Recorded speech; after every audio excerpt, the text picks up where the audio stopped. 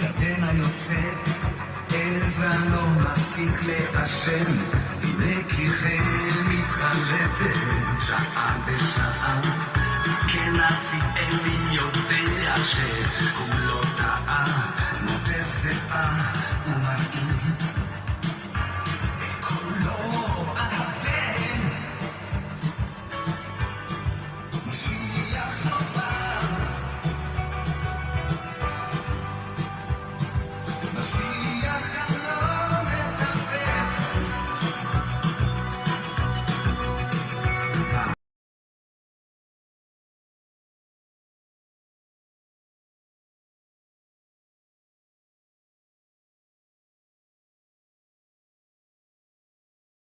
Once again, Phyllis and I welcome you to our crib. When people say we're going to the crib, this is what we're talking about.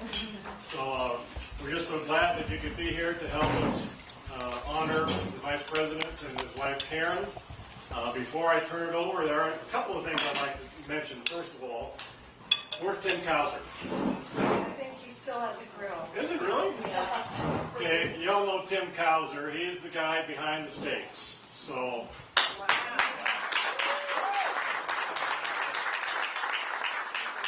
so if you see Tim on your way out, be sure to thank him.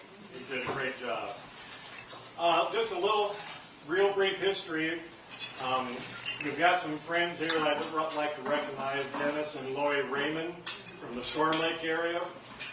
They're the ones that contacted us and asked us if we'd be willing to host this event. And Dennis has a few things over my head, so I said, okay, we'll do that. So welcome to you two folks.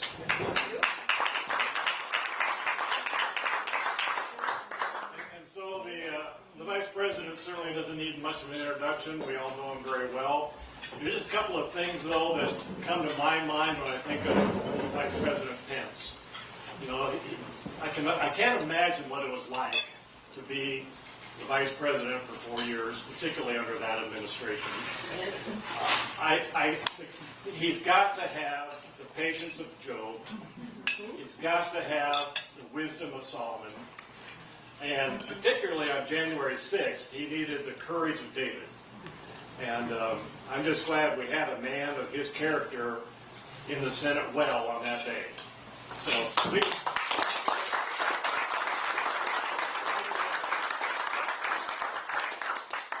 Thank you very much. Join me in, since we're in the crib. This is like the coolest crib I've ever been in. It's wonderful to be in Story County. Join me in thanking Tim and Phyllis Feebold for opening up this spectacular facility. It is wonderful to be here in Story County. Thank you all for coming out on a Saturday morning. I'm Mike Pence, and I'm running for President of the United States of America.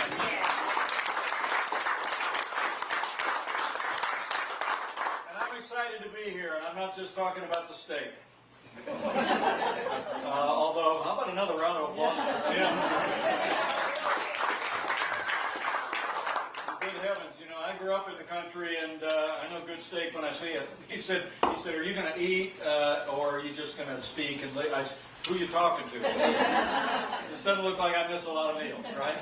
But we're just so grateful to be here.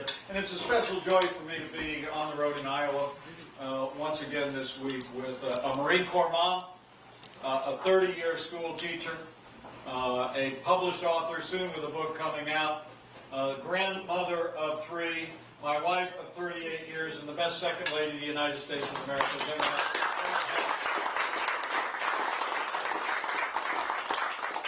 We are excited to be with you today, and I want to share with you a little bit about us. I want to share with you why we're running, and then I want to share with you why we're so confident about the future of this country. And I'm grateful for the way that the people of Iowa, who always play an outsized role in shaping our national leadership, are stepping up into that challenge in this moment.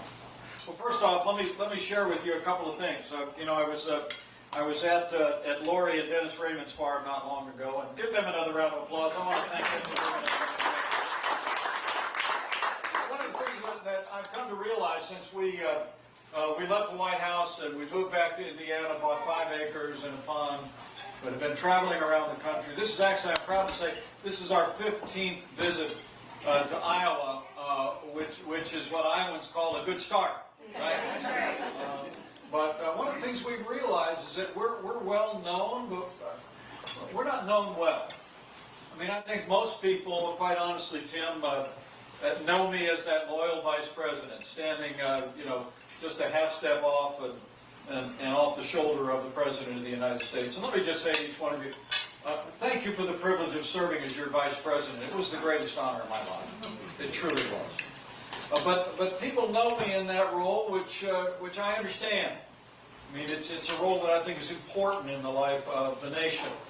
But I never thought the story was about us. And I thought my calling there, as I wrote in my autobiography last fall, was to be informed, to be prepared, and to be of service. And I sought to do that every day. And let me tell you all, I couldn't be more proud of the record of the Trump-Pence administration. In those first 3 years before that pandemic struck, we rebuilt our military, we revived our economy, we achieved energy independence, and we appointed conservatives to our courts at every level. 3 justices that just gave America a new beginning to the right to life. So I know that's how people know us. But what you may not know is that I'm a small-town guy from southern Indiana. My grandfather immigrated to this country. Richard Michael Cawley got off a boat onto Ellis Island in 1923. And that's how Michael Richard Pence got his name and got to be Vice President of the United States. I mean, my father was a combat veteran in the Korean War. He married a precocious redhead on the south side of Chicago, and they both followed work down to a small town in Indiana where I and my 3 brothers and 2 sisters showed up. My dad's gone a long time now, but still the greatest influence in my life. Best man I'll ever know. But my mom, 91 years young, is irrepressible and unstoppable. Still a redhead and still calls me up after every interview and gives me a harsh review. It's just amazing. Anyway, we're all about family. It's a family that lived the American dream. But for me, when I think of the decisions that I've made in life, and I'm humbled by your encouragement about a decision that I made just a few short years ago and the stand that I took. But when I think of decisions that I made in my life, there were 3 that really come to mind that I think will give you a better sense of who we are. First, having grown up in a wonderful church home, I have to be honest with you. When I got to be a teenager, I really lost interest in faith. I really walked away from religion altogether. By the time I went off to college, I actually had no interest in religion at all. I described myself as an agnostic at best. But then in college, I began to meet some young men who talked to me about having a personal relationship with God. I began to attend a Christian fellowship group at that little college in southern Indiana I was attending. And found myself one day in the spring of 1978 sitting on a hillside at a Christian music festival at a place called Asbury University, a place that had been much in the news of late. And it was there that it was as though I heard the words for the first time that God so loved the world that He sent His only begotten Son, that whoever might believe in Him might not perish, but have everlasting life.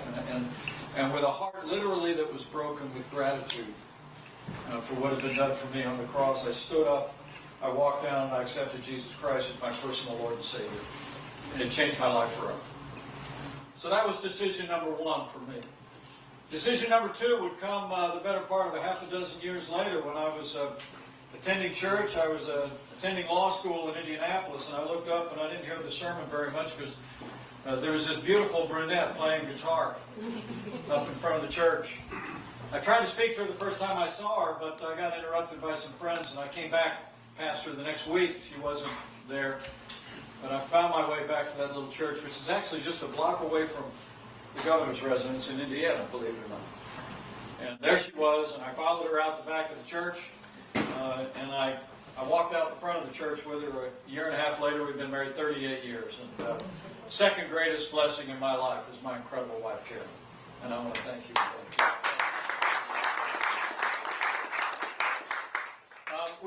We have the blessing of raising 3 great kids. One's a Yale Law grad, married to one of my unworthy son-in-laws. They live down in Florida. Another is a best-selling author in her own right, writes for the Daily Wire, some of the young people that follow that work.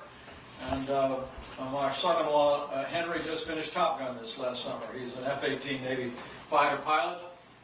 And our oldest, our son Michael, is a captain in the United States Marine Corps, and actually headed into Top Gun this September in Fallon, Nevada. So we're incredibly proud of our kids. And to know the Pences is to really know a family. I mean, it was one of the things that when I was first approached about joining the national ticket, one of the things that we said was every decision we make as a family.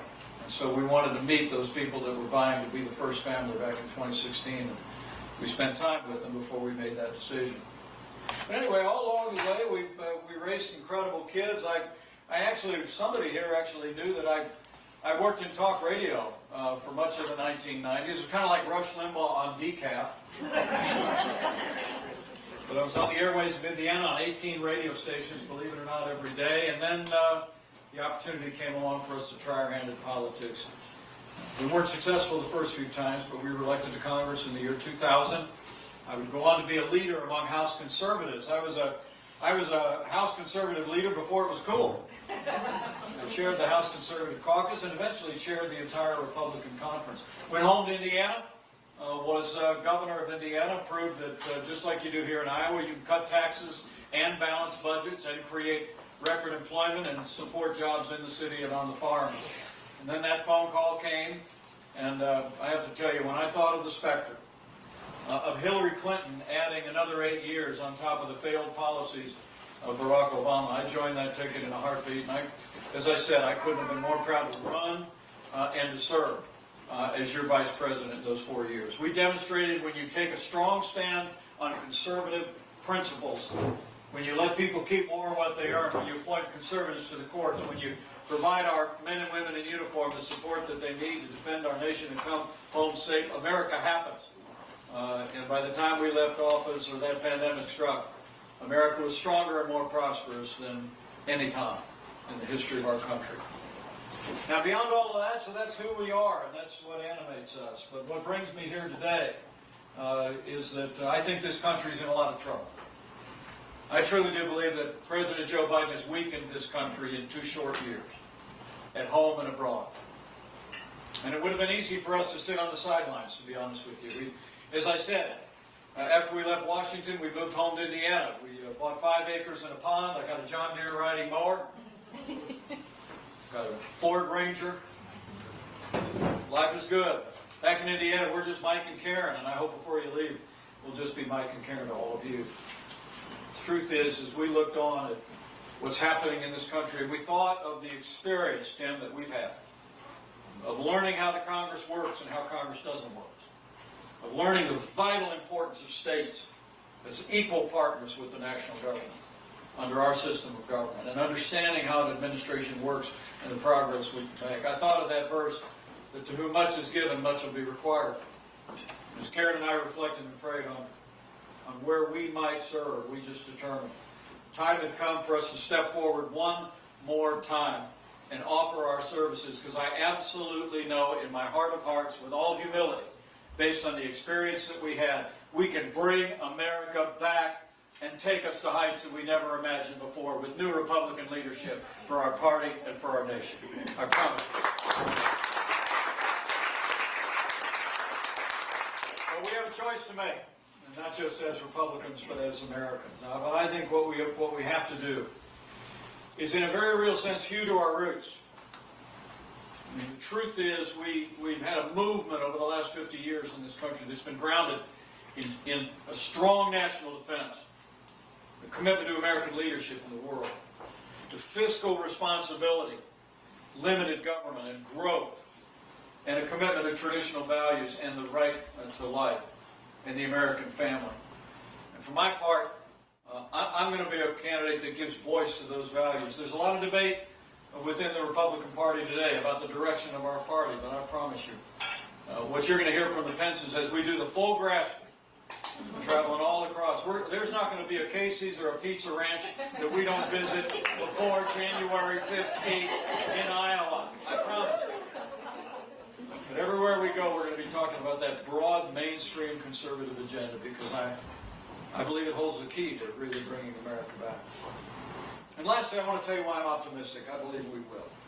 You know, in all my time as a governor, as a vice president, even as a congressman, I've had the opportunity to see the American people in good times and in bad.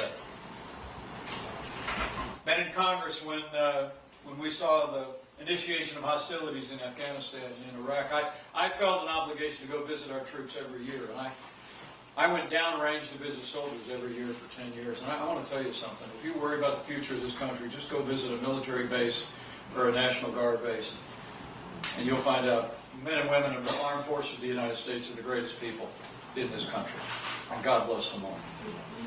The truth is, I've never failed to be inspired by them. And I never fail to be inspired by the way Americans come alongside each other in difficult times.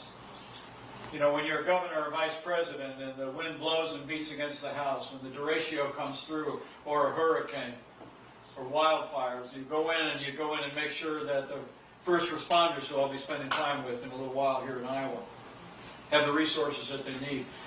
Well, what always inspires me is the way you show up to a place where there's been a natural disaster, and a day later, the only thing you can't find in that neighborhood is a parking space. Because people come from everywhere. I mean, it's like when the derecho rolled through the heartland of this country. I flew out, and floodwaters were still risen, and winds were still blowing, but again, once again, people packed up their minivans, threw tools, water, food in the back trunk of their car, and they went out, and they pulled into the front driveway of homes and farms of people that they'd never met before and would never meet again, and just help them rebuild their lives. I want to tell you something. We got a lot of work to do on the federal government in this country. But the American people are the most faith-filled, freedom-loving, and generous, and good, and decent people the world has ever known. I'm just going to fight to have government as good as our people together. And I promise you will happen.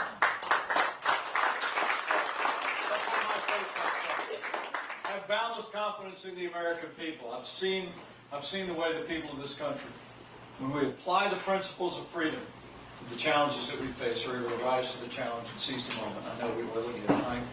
I, of course, have that other kind of faith as well. Spend a little time with some local pastors before we get over here to the crib. Which I love being in the crib.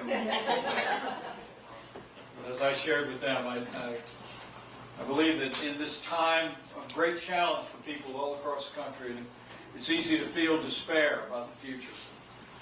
I mean, a large majority of Americans today don't believe that their kids are going to have the opportunity to succeed at the level that they did. I mean, it's like that American dream seems to be dimming for the American people with regard to our kids, but I don't believe that for a moment.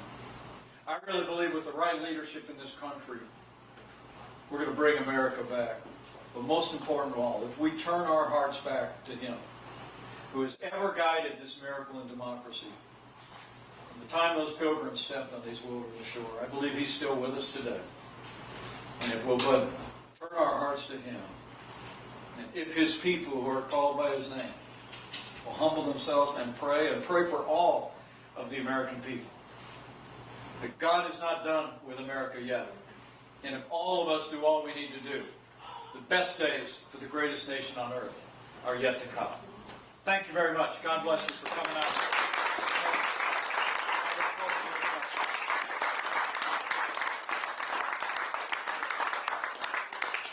Thanks so very much. They actually threatened to maybe give some food to members of the media. So, but I'd love to have any questions that you all might have while they get resettled and get something to eat.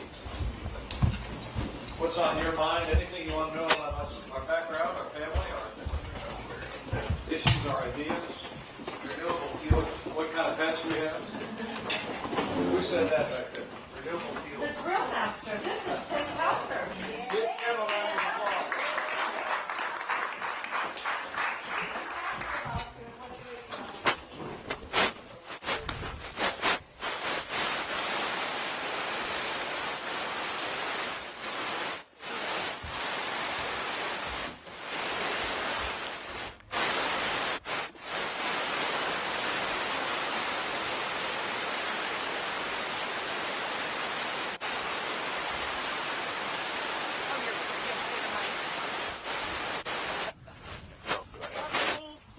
I'm the problem. Oh, great. All right. Should we just go to the next spot? To the next spot, yeah. Okay. We'll be right along shortly. All right, see All you right. later. Thank you. Thank you. I missed the launch, so maybe not there, but... Could be my dad. I'll take it up, yeah? I think, my dad will take the spot. I'm not totally sure. You want to take it between those two cars? I don't want the cars. Yeah, I won't get the cars. I'll be close up enough. Oh. Okay. The only cornfield one. Well, probably not for us. Okay, photo, right? Not video? Okay. Wait, I'm trying to make it artsy because I know that yours would be good. And then I'm going to do one closer up.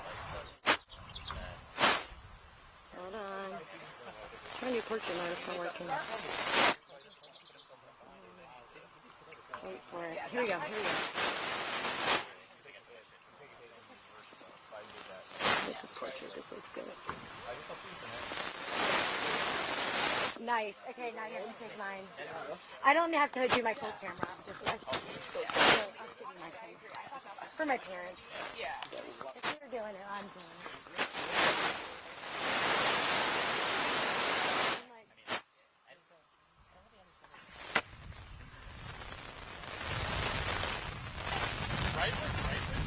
Yay! Okay, I took a lot on yours, but you can go through them. That didn't touch up. Okay, good. See you at the next stop. Sarah, do you want a picture in the cornfield? We just took photos in the cornfield. It's kind of funny. Oh my god, we Get over there.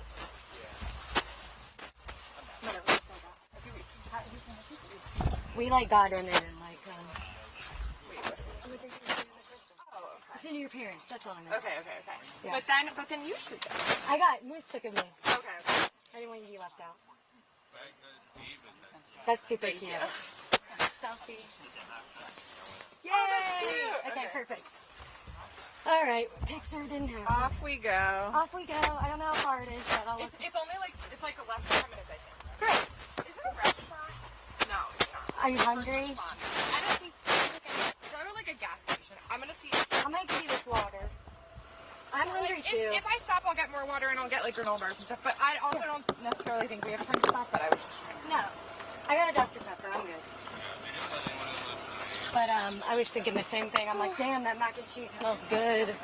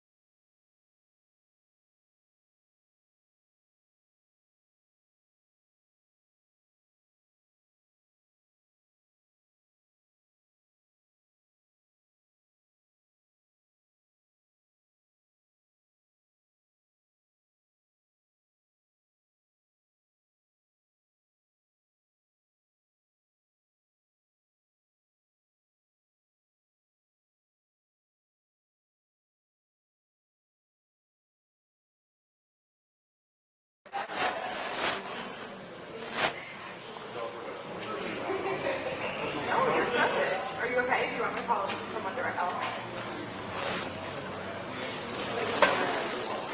Okay.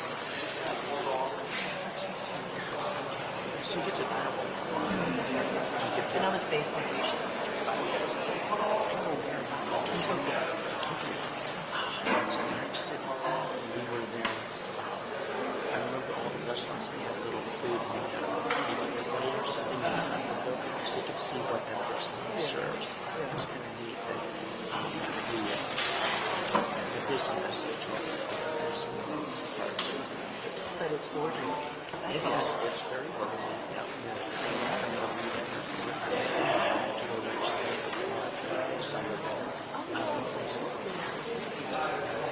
Iraq in 06 with the National Guard. And it was Army National Guard, and then later Air National Guard. For 9/11, I got back in. My wife and 2 daughters were not really happy with it. I can imagine. So, I was just a supply source. Didn't have any of that harmful things. So, Oh, there he is. Everybody. thank you.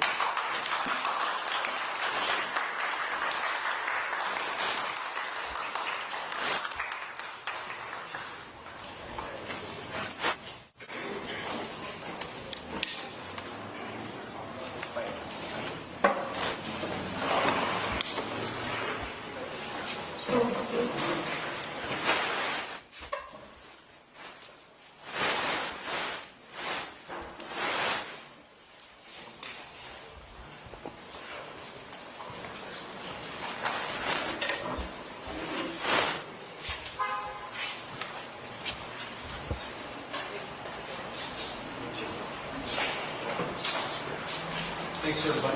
Thanks for coming on.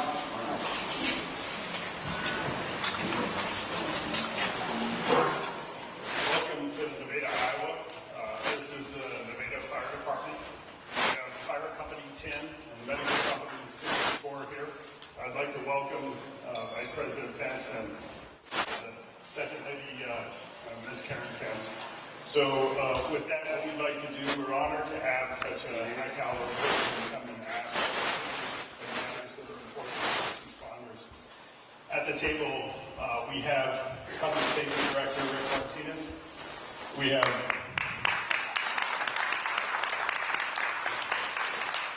my Deputy Chief, Chris Melton.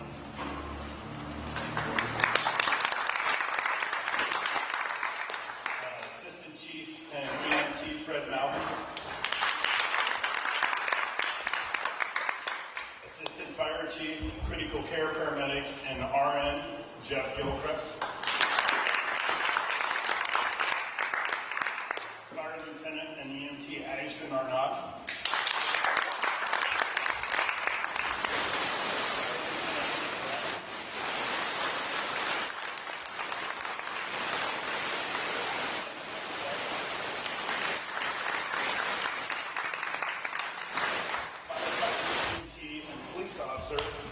Dix. Firefighter paramedic Kyle Elliott. Firefighter Evan Weir. Our newest firefighter as of a month ago, Amber Alberts. Rehab technician and EMT, and my daughter, Nicole Reynolds.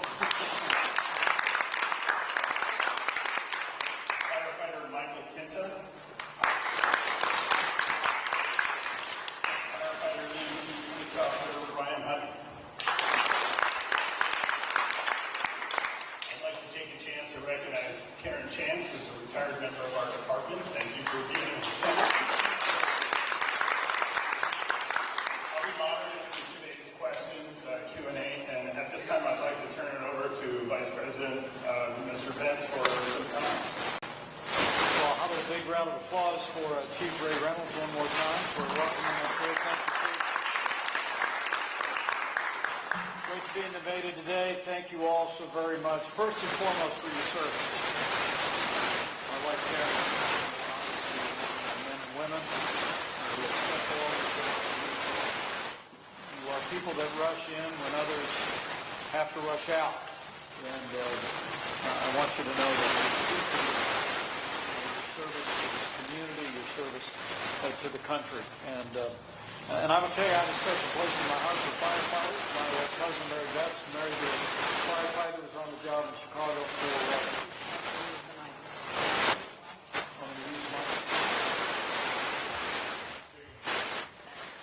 Hi, I'm Mike Pence. I'm running for President of the United States.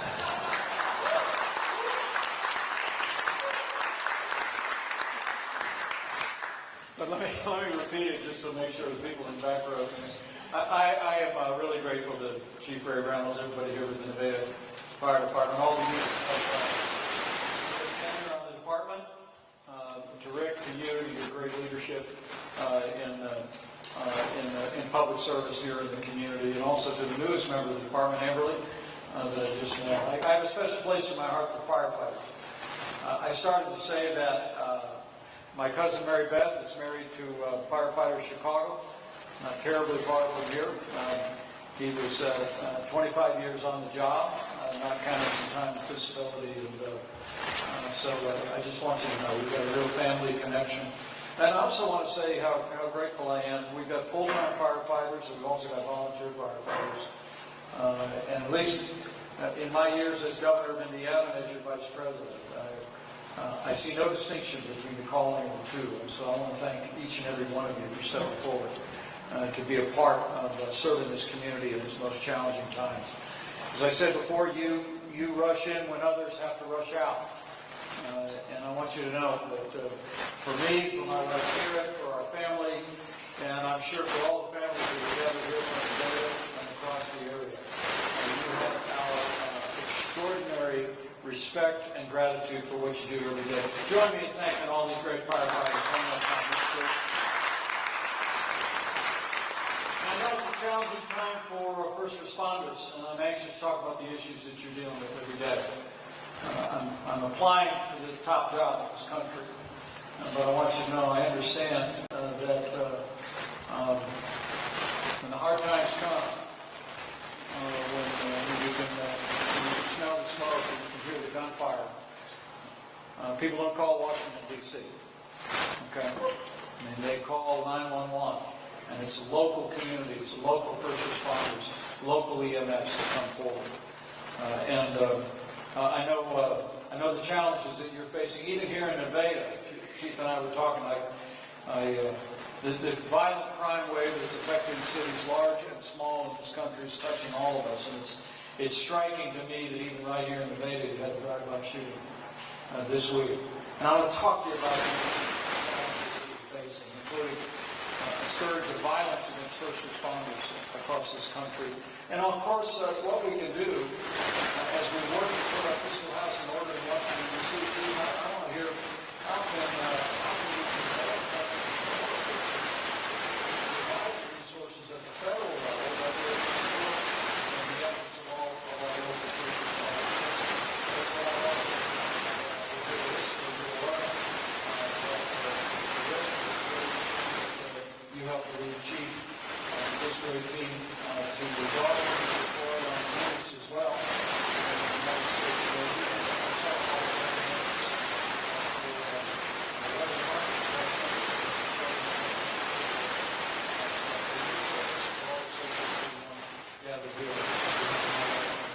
Thank you for your service, and God bless you.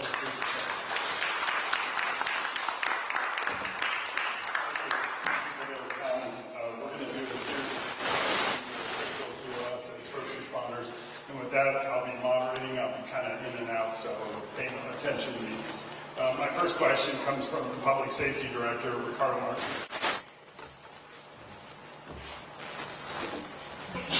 Thank you. One of the things that I have a lot of frustration with is the disciplines and the visual and it's going to be extremely difficult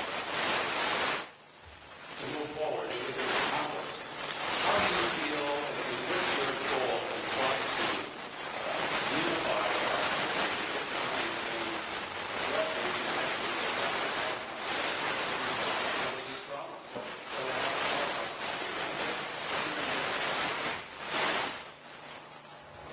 Well, Rick, thanks for the question. Thanks again for this community. The fact that politics is more divided than any time in my lifetime. But I'm not convinced the American people are as survivable as our politics. Now, maybe it's because Pat and I were in Indiana a couple of years ago. We bought 5 acres in pond, got Fort Ranger, we read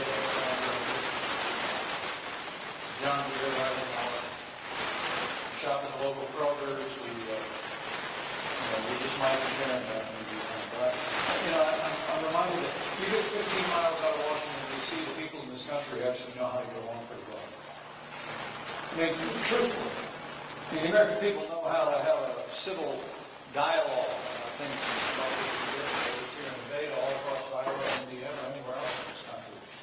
The challenge that we have is to have government as good as our people. That government treats one another the way the American people treat each other just about every day. And I think that starts at the top. I really do. During our administration, a lot of people talk about pensioners during our season of service. And my overriding mandate gave as good as he got. But I can tell you it didn't start there. I first served in Congress starting in the year 2001. I was there for 12 years. And I was governor of Indiana. I've seen Washington for a while. It's been a while that we've seen a breakdown in the way that people in Washington deal with one another. But I do think the end of it starts at the top. I think the President of the United States has an opportunity, just like the fire chief, just like the public safety director, to set a tone of expectation. And anybody that knows me knows I think you can disagree without being disagreeable. I'm a conservative, but I'm not in a bad mood about it. Right? I don't mind telling people they're wrong without telling people that they're bad. Right? And frankly, the last part about this is what I like about your question. You first said, how do we deal with this in government? Because I do think the American people know how to get along and do everything. And number two is we're facing some real problems in this country. We've got a crime wave in our major cities. We've got a crisis on our border. The enemies of freedom are on the move in Eastern Europe. China continues to menace in the Asia Pacific. We've got an economy that's failing the American people, worst inflation in 40 years, and a national debt at the size of our nation's economy for the first time since World War II. If we're going to solve these large intractable problems, you have to begin by creating an environment where people are willing to talk to one another. Doesn't mean you compromise principles.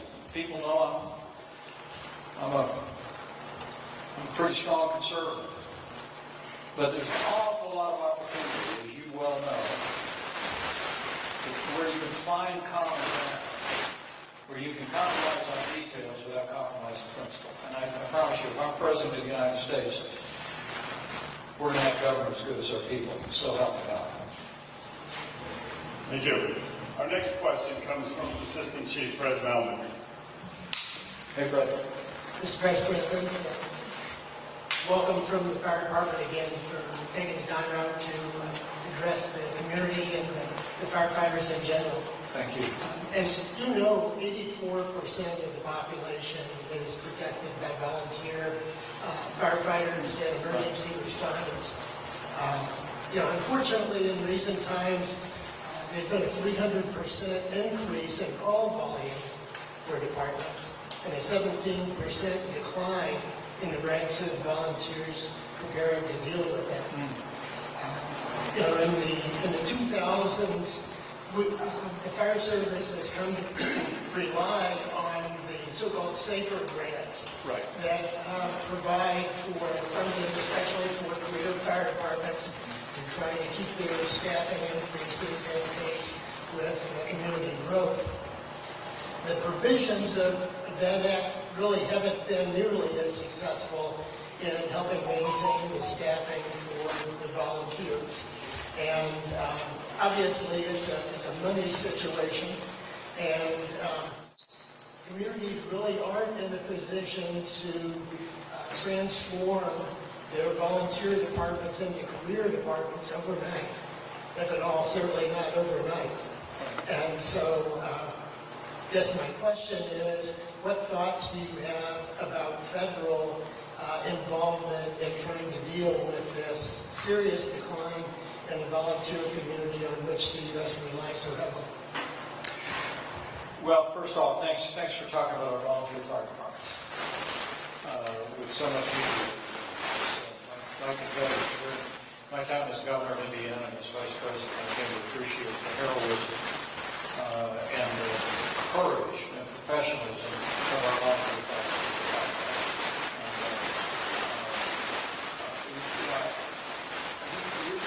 I'll be very open to looking at the safety of where those are going. I know that they, by and large, end up going to career departments, and certainly support that.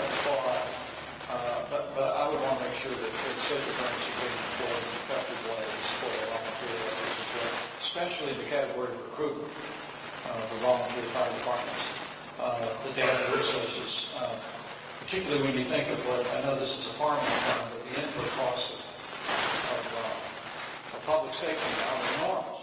And I would tell you that one of the reasons why, look, we got to put our fiscal house in order in Washington, D.C., because, you know, I'm not convinced the American people get up every day and are really enthusiastic about the green climate agenda that's being pushed by the radical left in this country, and now we have billions of dollars going into that, right? $2 trillion in unnecessary COVID spending right out of the gate in the first months of the Biden administration, because we have real needs in our local communities that bear upon the life, the public safety of the people of those communities. So, you know, if I'm president, we're going to tackle that national debt. We're going to tackle runaway spending in Washington, D.C., so that we have the resources to provide support for the programs like the SAFER Grant that are absolutely vital to the safety of our families. Our next question comes from firefighter paramedic Kyle Elliott. With an increase in the opioid-related medical emergencies, how could the government assist with smaller, low-budget agencies to combat the potential outbreak of overdoses in our communities?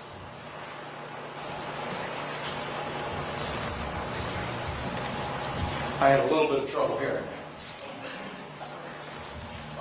Increase in the opioid-related medical emergencies. That's better. I got it. I thought that's what you said.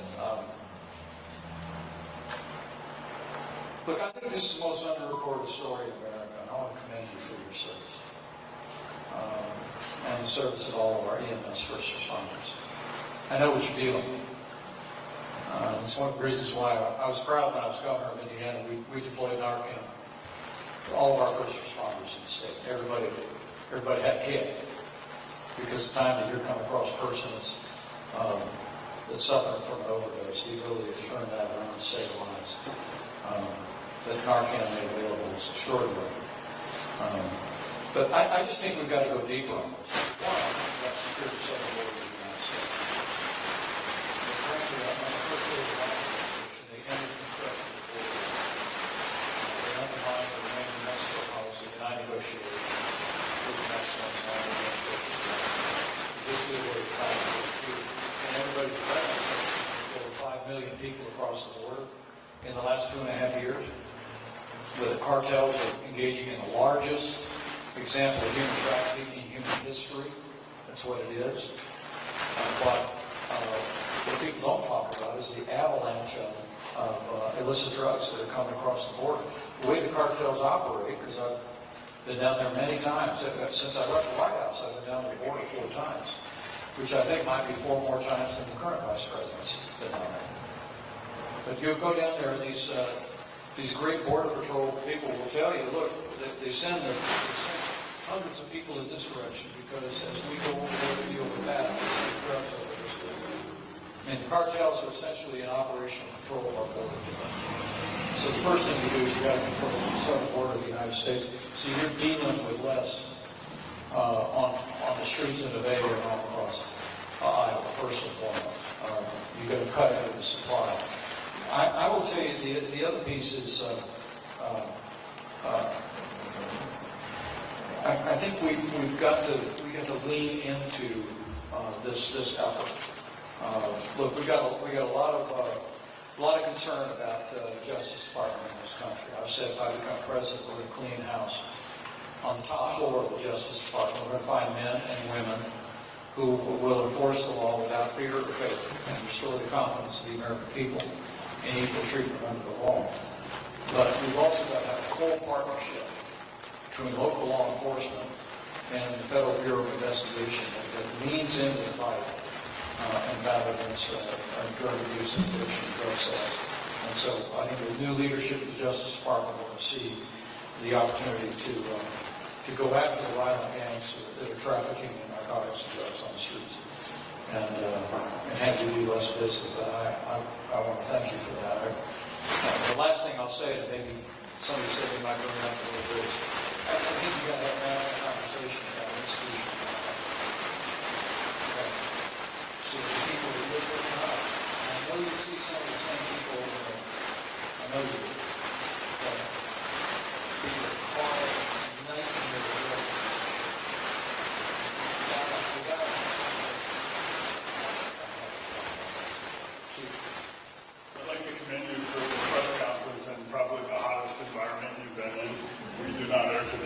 I've faced more heat.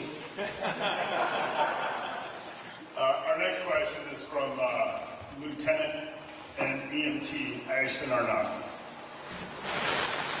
So kind of piggybacking on that mental health statement, working in both county corrections and EMS, I see many individuals who are suffering from mental health disorder get stuck in a cycle of being shipped from the hospital or being arrested. Many times individuals are released from the hospital without any lasting support or being stuck in jail awaiting litigation on their charges. The issue of incarceration is compounded by these individuals needing a psychiatric evaluation to determine if they are mentally fit to stand trial. In Iowa, it takes approximately 8 months to 1 year for an individual to be sent to receive assessment and treatment. During this time, this individual remains in custody and all court proceedings are suspended. Is there a way to provide federal assistance to those individuals who are in need of mental health support and treatment and break the hospital to jail cycle? Lieutenant, again, I want to thank you. I know these firefighters, you're one of them, but I just couldn't be more grateful for our EMTs. You guys face tough situations every time the call comes in. So thank you. Thanks for being there. Look, this is something I heard over and over again when I was governor of Indiana. Okay? And I guess that's what, look, I'm running for president, so I want you to know the reason I'm running for president is because I know what it is to be in Congress. I know what it is to be governor. I know the role that states and local communities play. I know what it is to be in the executive branch. I know the presidency. So I bring all that experience. That's the reason I tell people I'll be ready on day one to get this country headed back in the right direction. Okay? And this is another area. When I was governor of Indiana, I heard what you said, Ashton, so many times that one of the last things I did as governor was break ground on the first mental health hospital Indiana had built in about 30 years. Because I'd have local law enforcement, EMTs, okay, local chiefs of police that would tell me, look, we've got families that have people caught up in drug abuse and addiction, like you were talking about, and they don't have anywhere to go.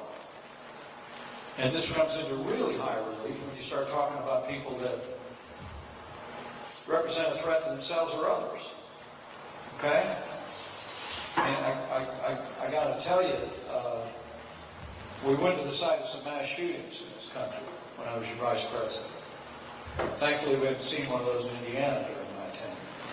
You guys just had a drive-by shooting here. There's lots of ways to deal with that. Tougher law enforcement, tougher penalties, lean in. But for people that are dealing with serious mental illness, a lot of families don't have anywhere to send people to go. So whether it's persistent drug abuse and addiction, I think we got to get back to institutional mental health care.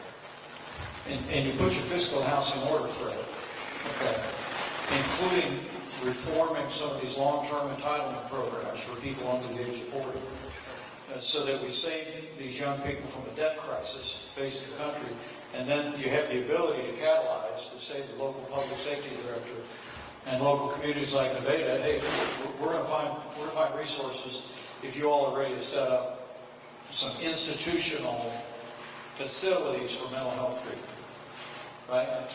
Because I mean, Kyle and Ashton, I know you see some of the same people over and over. I know you do. It's heartbreaking. I've sat in the kitchen in Indiana with parents who lost the most promising young people you ever saw in your life, who got caught up. Often, sometimes they had an injury, and then they started taking opioids that were prescribed by the doctor, and then it set off something in their body that created an addiction that destroyed their lives. It's unbelievable. You've seen it. But a lot of Americans they don't see what you see out there. And we've got to have, in my opinion, we've got to get back to institutional mental health care in this country. Stop telling people the only place to go is the county lockup. Because as you said, I had sheriffs in Indiana say, we can lock them up for 3 or 4 days, and then, we got to let them go. And then they're back out there where they're hurting themselves, destroying their lives, or worse. So I promise you, as president, we'll put our fiscal house in order so we have resources that will go straight to confronting this problem. Our next question is about Assistant Chief Paramedic and ER Nurse Jack Gilchrist. I just want to say thank you for taking time out of your schedule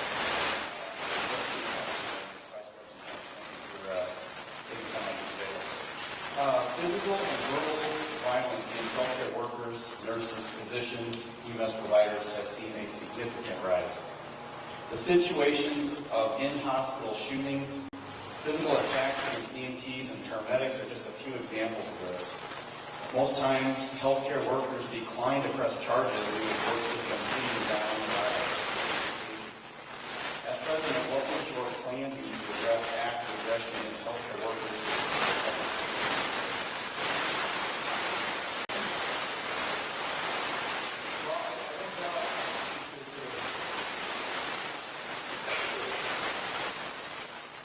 The problem is real. But it's deeply foreign to me.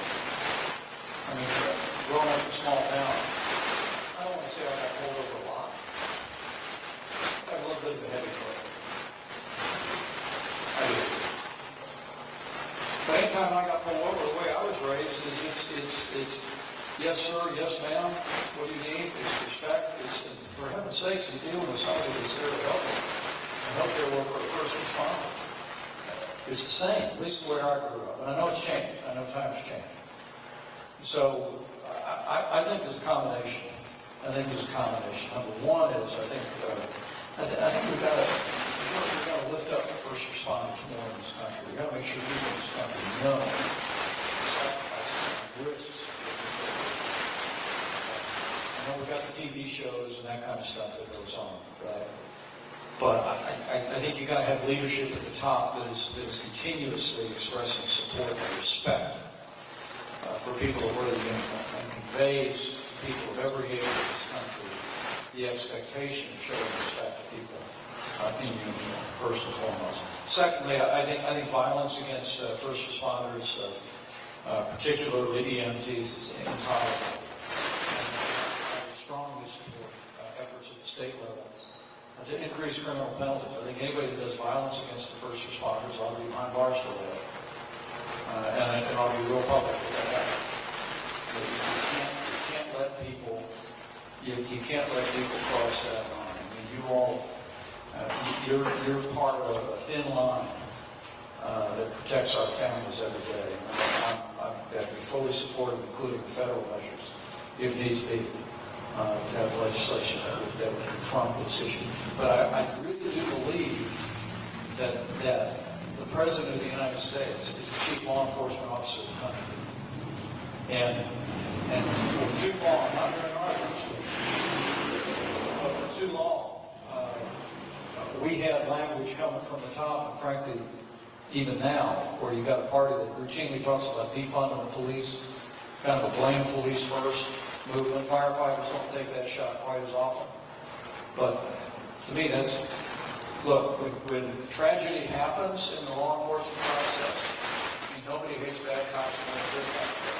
So what you got to do is you got to stop, pull back, look at it, make sure that things are fully examined, everybody's rights are protected, and you get to the truth. Right? But this, what I object to is what's become a default setting by some in public life, particularly in the other party, even at the highest levels in recent years, and in the media to kind of blame law enforcement first, to blame first responders first, to assume the worst. I'm not going to do that as President of the United States. I'm going to communicate that we show respect to people who are in law enforcement. That includes every first responder that comes through the door. Thank you. Our next question comes from firefighter, EMT, and police officer Madison Dix. First off, I just wanted to say thank you for everyone for coming out today, and thank you for everyone that's doing the background work to get this set up. My question for you is, even in Nevada, Iowa, in a town of 7,200 people, we're seeing a level of violence normally attributed to larger cities. Even 5 days ago, our community experienced a drive-by shooting of an individual by 2 teenagers. Crime is out of control throughout this country, and people do not feel safe. First responders are always at the forefront at dangerous scenes and are often the target of continuing violence. What is your plan to stop violence in America? Well, first off, I didn't know we had a police officer in the room, too. You give her a round of applause for wearing that badge.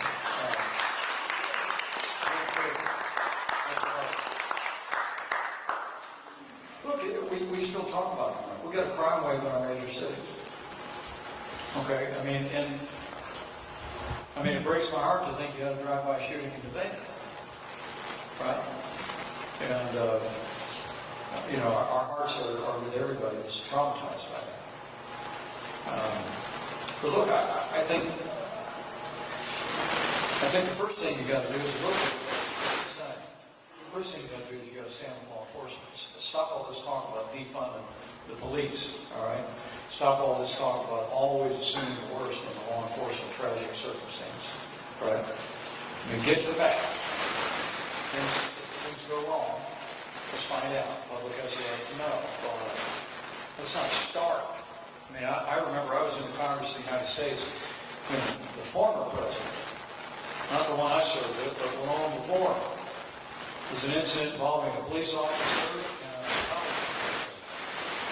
And I'll never forget, the president stood up at the press conference and said, well, I don't know the facts, but obviously the officer acted stupid. I couldn't compute that. I don't know the facts, but obviously the officer acted stupid. We ended up having a beer Sunday or something. It turned out the officer had reasons for it. So I just think first and foremost, you got to stop all this talk that undermines support for law enforcement. Most of all, I promise you as president that I will. Secondly, with regard to violent crime, look, I'm someone that believes in the Second Amendment as much as I believe in the First Amendment. I think firearms in the hands of law-abiding citizens makes our communities more safe, not less safe. Okay? And I'll always stand by the Second Amendment. But the left always reflexively goes to gun control, even though the fact is that some of the most dangerous places in America are these cities with guns. I mean, literally. You all might be on to work in Washington, D.C. for 40 years. And I got to tell you, we're very close to some people who finally gave up on Washington a couple of years after we left because they had shootings on the street in front of their apartment complex. Can't do it anymore. Washington, D.C. has some of the toughest gun control laws in the country. I mean, the fact is that we can't accept the traditional left-wing answers. I think it's all about supporting law enforcement. It's all about giving law enforcement the tools to be able to do your job. Okay, particularly in some of our major cities, is allowing law enforcement to engage in programs like stop and frisk programs, to be able to identify people that may be, may be carrying and maybe, about to cause difficulties, to be able to hold people accountable. I mean, all this can be done in a way that protects everybody's due process rights. I'm confident of it. But you look back in the day, 20 years ago, it made an incredible difference in New York City and reduced crime literally more than 2 decades ago, even though many cities, liberal Democrats, walked away from it. Lastly, I think you've got to have prosecutors that do their job and see it as their job when law enforcement brings somebody in, not to wave them off. I think this push of liberal prosecutors around the country that are looking the other way and not prosecuting crimes has really undermined public safety. And so, and lastly, I'll just say to you, I spoke at the NRA convention a while back, and I threw this idea out, and it created some consternation. I think justice delayed is justice denied, particularly with this scourge of mass shootings happening in our country. I'd be prepared to support federal legislation that says if you engage in a mass shooting in the United States, claiming innocent lives, that you're going to meet your fate in months, not years. I want to see expedited due process for people that are involved in mass shootings. We can do it. We can protect everybody's rights. Right? I'm really, this is an idea of mine. It's a very fresh idea. But the idea that you have some people that claim dozens of lives, like Las Vegas shooting, Carolina women in Las Vegas a few days later, it was met with grieving families at that Route 66 concert. I mean, they took that shooter down. But the idea that if you've been arrested, the possibility that even if you finished with the death penalty, but it may have been years and even decades before we finished it. That's not justice. That's not justice. The fact that the shooter at Parkland at that school in Florida and spent the rest of his life in jail, that's not justice. So now, is it going to stop every one of the incidents? I can't say. But if you're able to communicate to someone that may have nefarious intent out there, that if you engage in a mass shooting, you're going to meet your fate under a federal death penalty statute in 18 months, not 18 years, I think it could make a difference. So it's about law enforcement, it's about prosecutors doing their job, and it's about stopping all this nonsense about defunding the police. And if I'm your president, we'll be pushing on all those buttons, I promise. So the fire chief had to ask a question about fire codes. So I should point out that Brian Hutton here is also, in addition to a firefighter, EMT, and police officer, he's also our building code official. So he and I work together to make our building safe. That's great. My question is, the hat comes with me, by the way. Yeah, I like the hat. Many communities are trying to revitalize their downtown main streets. In fact, Nevada is not only a designated Main Street community, we are also a nationally registered historic place. Yeah. While trying to revitalize old buildings, many challenges occur because of the cost to install sprinklers in these old buildings. FEMA currently has grants that provide staffing, equipment, and prevention resources. Adding sprinklers allows any business to go into any of these spaces, promoting economic development. It protects our historic buildings, our history, and protects our firefighters as they enter 150-year-old wood buildings when they're on fire. Could you give consideration to adding sprinkler grants to building owners through a FEMA grant program similar to the Assistance to Firefighter and SAFER grant to help us build our community? Yeah, I think it's a fascinating idea, Chief. I really do, particularly for communities like this one. That have older buildings, and that puts you in a position to, basically bring those buildings back online. So I think it's a very fresh thought. I'm also open to, back in Indiana, we've done an awful lot of historic renovation. There's ways you can improve the tax code. You got a business, got an eye on a great looking building downtown Nevada, maybe a real tax.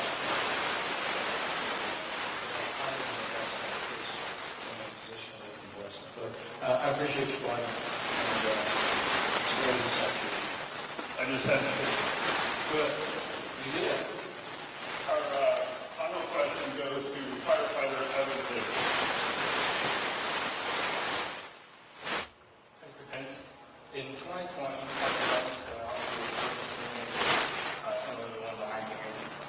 and in 2020, that engine cost $481,000.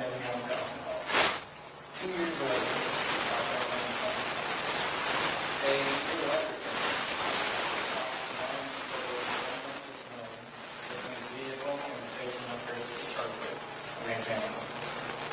As some departments already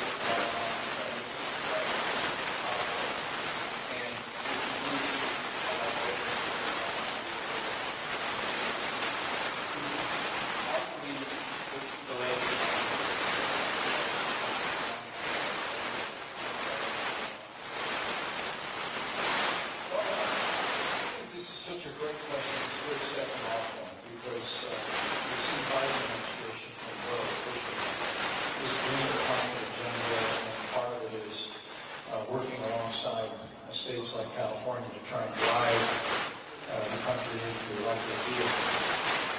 Basically,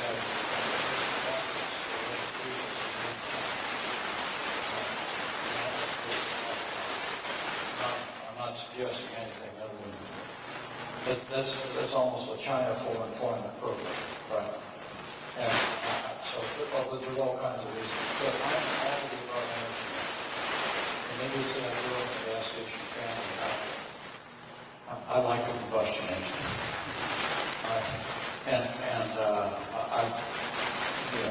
I just honestly believe that this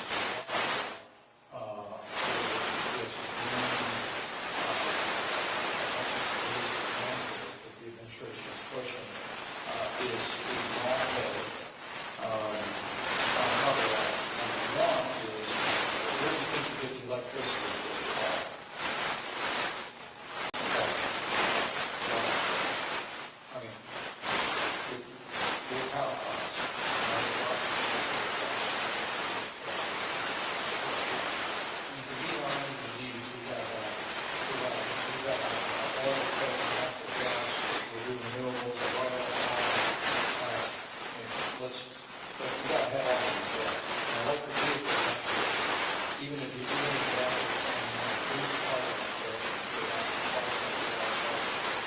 okay,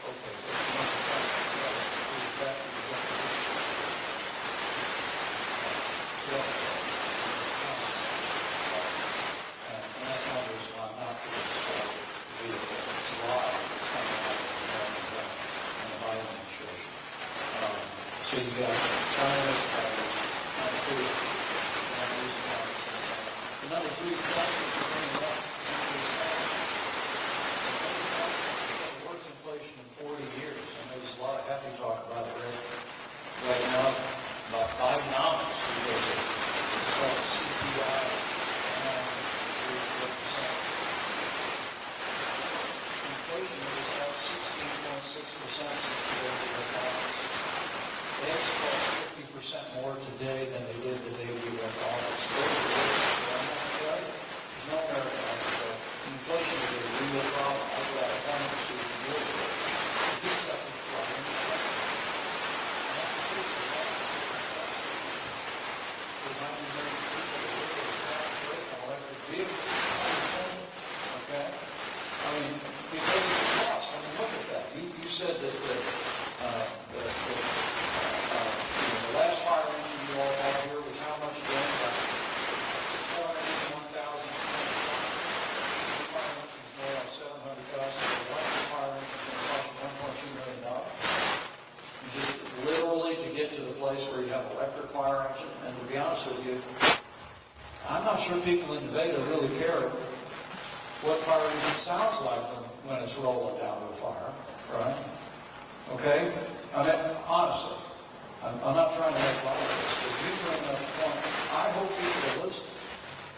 And even if you find yourself sympathetic to whether you may go for this electric vehicle mandate, take all these incentives, raising the cost of living for every American citizen. And increasing the cost of public safety. And all of which ultimately you've got to have a balanced energy agenda. I'll be coming out with our full-scale energy agenda going forward. But one of the things we did in our administration, we achieved energy independence for the first time in 75 years. And we're the Saudi Arabia of natural gas in this country. We opened up the National Wildlife Reserve responsible reform. We approved the Eastern Dakota pipeline. Incredible investment in cleaning places down south. I mean, and you all know the role of ethanol spread here in this economy, in this state, in this nation. We achieve energy independence again, but these heavy-handed green mandates are coming down. I think you make a fantastic point that it's raising the cost of vehicles, people don't stop. It's also raising the cost of a fire truck significantly for taxpayers here locally without really changing any ultimate benefits.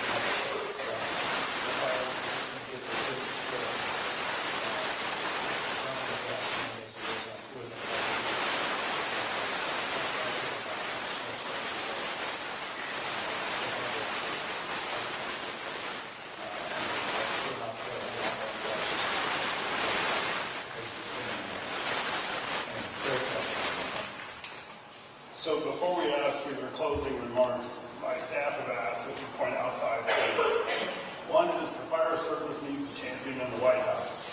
Second, the United States still has one of the highest fire death rates in the industrialized world, 3,800 people dying every year. The people reporting about the disease from 911 on behalf of the community, the public safety department, we appreciate you taking the time to hear our opinions in Nevada, Iowa.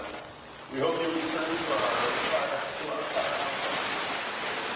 August 6th. Anyone who knows history of this president and actually grew up in Indiana, the fact that Vice President Pence told me about.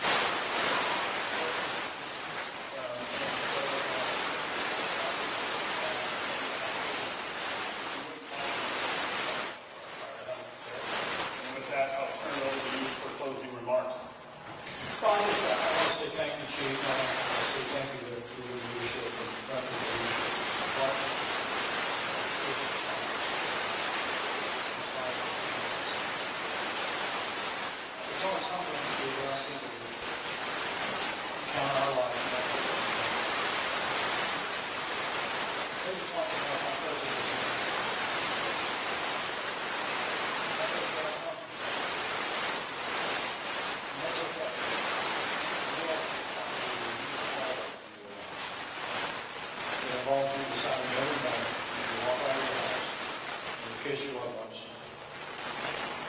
But they got to know there may be some other family in the data that you're going to have to give a lot of. And I think that's the debt that we owe. It's a debt of gratitude. It's a debt of listening hard. Practical challenges that you have to do your job. Make sure you have the resources to do your job.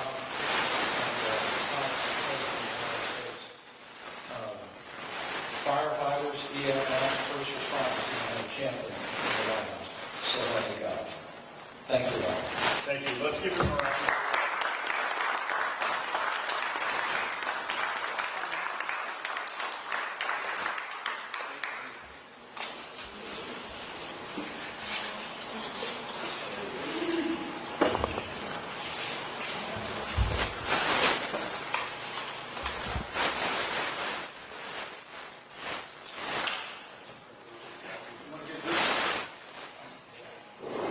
All our first responders come here now and say hi to the folks that came out.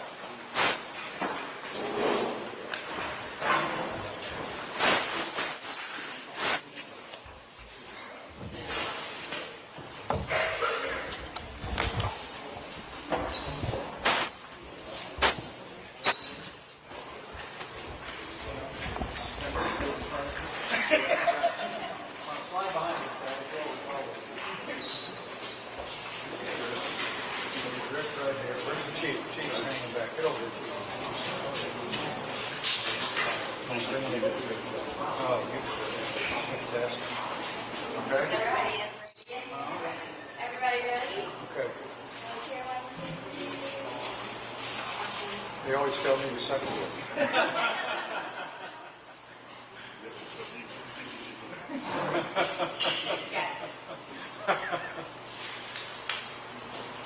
We're good.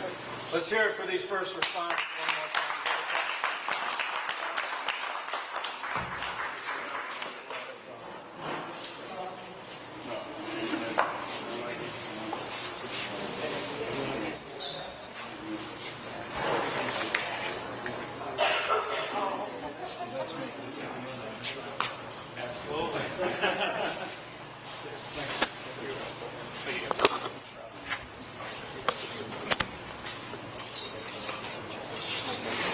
Congratulations again. We have to take us.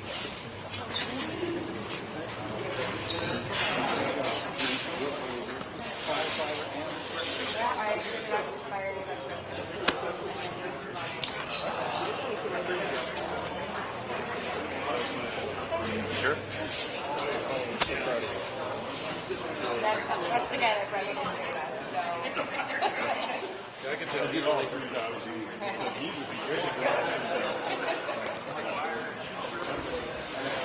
You want this?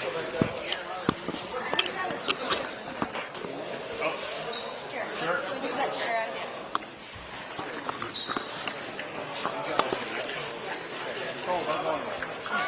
Father, daughter.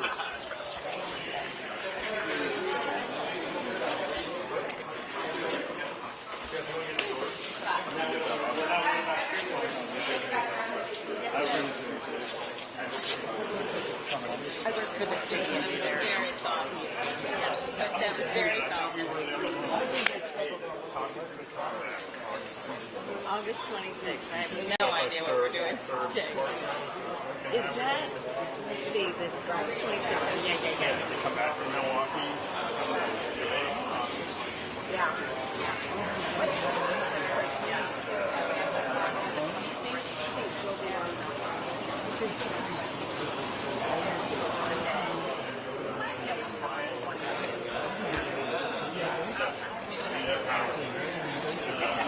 You know it.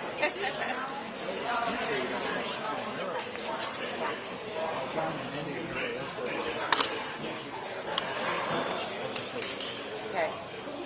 Thank you so much. Yeah, thank you. I'm your supporters from Washington. Oh, very good. Want me to sign this? I like your economic. I like your economic policy. Thank you. Yeah, this is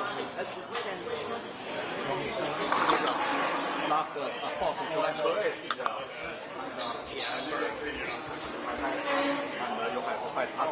I'll be up at City Hall for Great, great.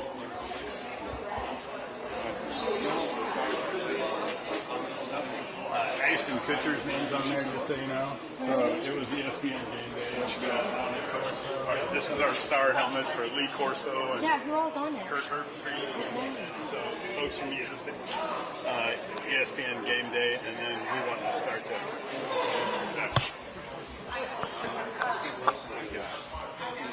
Which one's? Yeah, I was thinking which one's the governor? Yeah. I mean the vice president. Yeah, where did Pence sign? Is this him? Yeah, right here. Okay, perfect. Thanks. I think you guys do, right? Yeah. No doubt. Okay, I don't know. We do.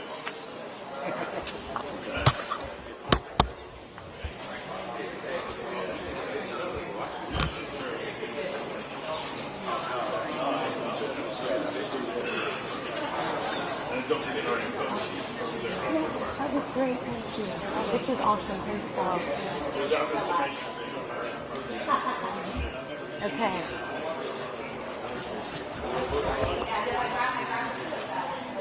I can't believe that. Yeah.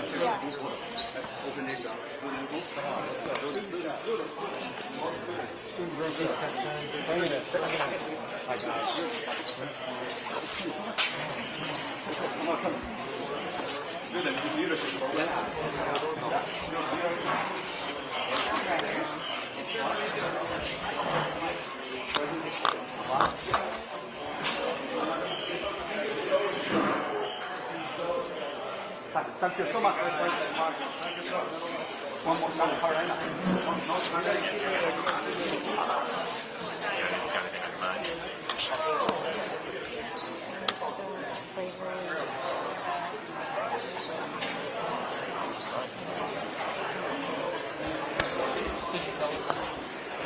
What did you say? You said.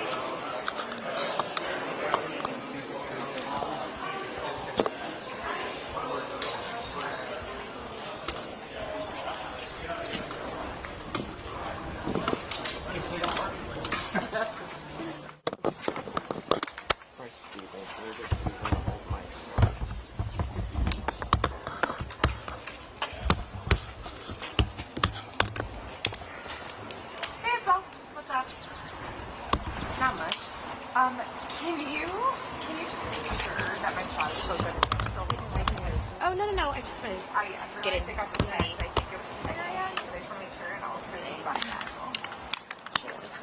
Let's go with cards.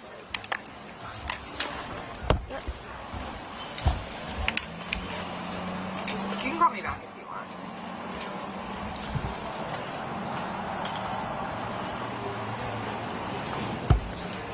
It's times like this, I wish I could press a button in my belly and get 2 more hands. Wait, right now Right? Hold on. Let me just make sure everything's...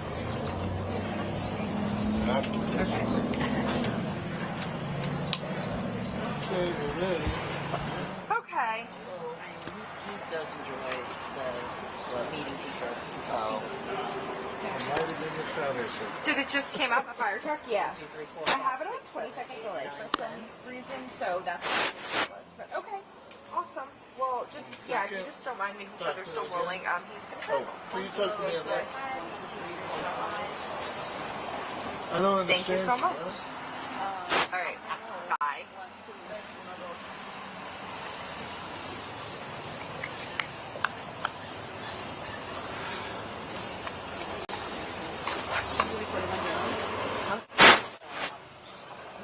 Oh, great. Yeah, if you're going to do it, cool. Huh? What? Oh.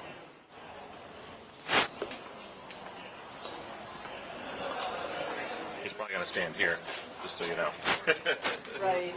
Right here. Like, looking that way. See what I'm saying? Huh? There you go. Stand. Yeah. Cool. Thank you. I just want to Thank you, Sarah. So sweet. Most save me a spot. I'm just there. Let me just sit down. Are you good now? Yeah, I can move. Totally different. Alright, I'm good. Totally different.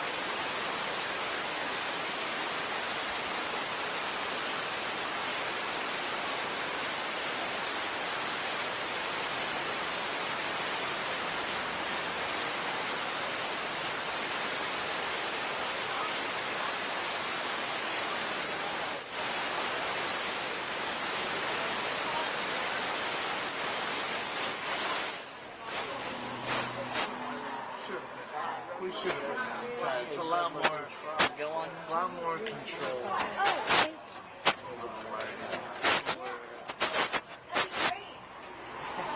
have to hold it while we wait too. Here, we sit on the ground. I'm just gonna talk into here really quick to do a mic check, mic check, mic check. 1 2 3 4 5. 1 2 3 4 5. That sounds good. Okay. Everybody sounds good? That's my shotgun mic from the camera.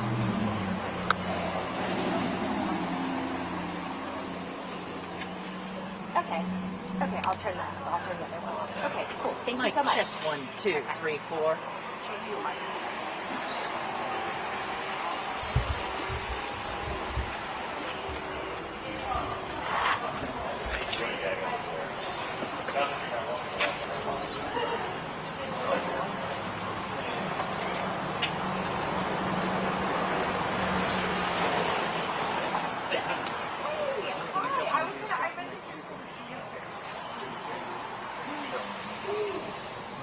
Hey Dave, how are you? Pretty good.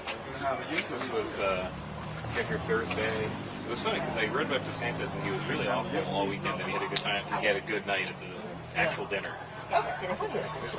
Yeah, but it was more noticeable because he had every event he was kind of rambling and sticking up the place. They had very good tight 10 minutes. Yeah. Very tough crowd though. You're in the room. It's like even Trump I think had maybe half the crowd. Well, maybe more, but not everybody. I don't know. I mean, it was pretty obvious. I thought it was very clear. No, I mean, Trump and DeSantis got good reactions. They got a little bit. A little bit. I was surprised. Oh, yeah. That, the president what? Larry Albert. Yeah. Yeah, so that, I forget, you're in California or not? Yeah. So you were during the recall. It's the same speech you give the recall. But there is that mode right now where people are like, they like all the candidates. Maybe they don't like the ones who try to Trump, but they respect her coming here. I always have to, I try to give her, even being in California helps. Like, if you're not in the DC mindset of like, well, this guy's only pulling at this and no one cares. Like, she comes to your town, you're like, there you go. Are they trying to back up people or is this a scam? You know, he really, he's seen that. Yeah, he wants to do this. So I think it's hard to get him to do it. Yeah. I guess he really just enjoys. Yeah. No, it's, again, I think DeSantis is very awkward one-on-one people. Pence is not. Like, Pence is... No, these are his people. Maybe you can take a photo and make him look stiff, but he's ripping with some family. And I'm surprised at how good. Yeah. Self-deprecating, he's ready. Yeah. It's one of those guys who just methodically thought through how to be a politician. You can read his book too, it's in there. But like he ran twice and lost, and he really like went back and like murder boarded. Like, how do you do this? How do you always look decent? How do you never look silly in the shot? Yeah. Is it just not? He's quite a bit younger. So this is the first we're seeing him on the national stage. I think underrated DeSantis, he comes from this generation where you can never deal with the mainstream media and still win, except in this. You can see what happens. It gets harder when you're not just going on a friendly, podcast.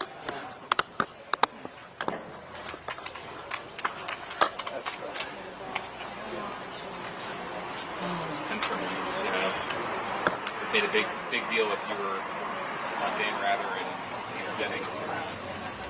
Not anymore. How do you like the new job?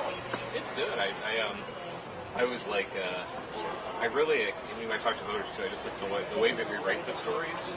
I've really enjoyed kind of writing in a different way. Not that I was getting bored. I was like, I'm rethinking how I write the story and breaking it into different sections of the facts.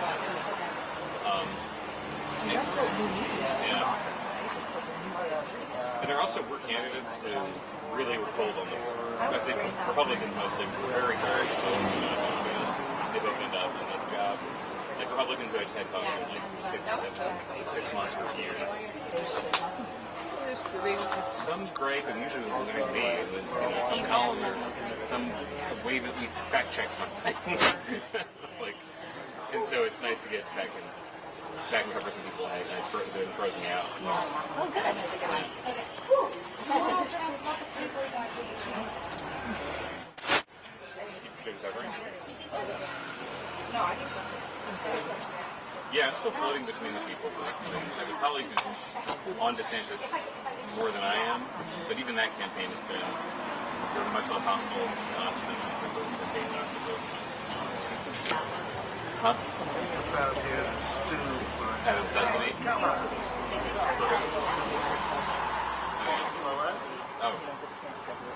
Oh, but even when he was being a jerk to everybody, he would answer our questions in the background. But they have softened. I mean, they're sort of been, I hope, humble. They were being just obnoxious about it. I was one of the reporters who went to that event. He closed the press, and then they were like taking photos of the press outside, making fun of me. They'll be back. I did not see that. I mean, like, I have thick skin about it. I'm just like, this is 12-year-old behavior. Like, No, he was open. yeah. Yeah. Not his room. It's never been down. It's not officially allowed to coordinate with the kid. Of course.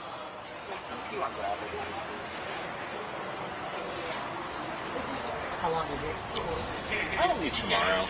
Maybe so Pence is through tomorrow night. I guess he's Eastern night. I've sometimes been the one reporter at a thing. Everyone else is kind of fun. Yeah. But I just got married this month. But that definitely, the pressure to not stay in all weekend, to actually come home and pick up on Sunday is like a drama? Yeah. That was the years of me being the guy you could just throw into an event. And Dave doesn't have kids in real life. He can go to New Hampshire for 3 weeks. That's over. That's cool. That's like kind of routine. Like, I like it. A lot. 14 minutes. It's an eternity. Come on. Yeah. When is our next? Real fun. Oh, 5? We got plenty of time. Plenty of time.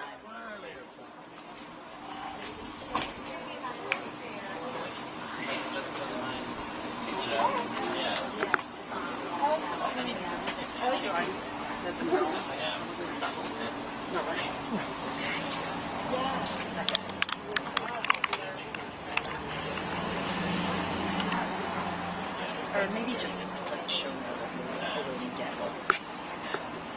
So that made them, that's what I'm saying. I gotta go.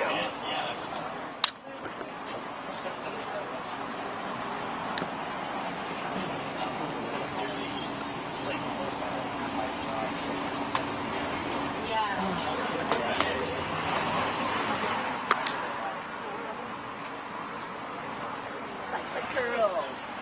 It's like a total of 6 pounds.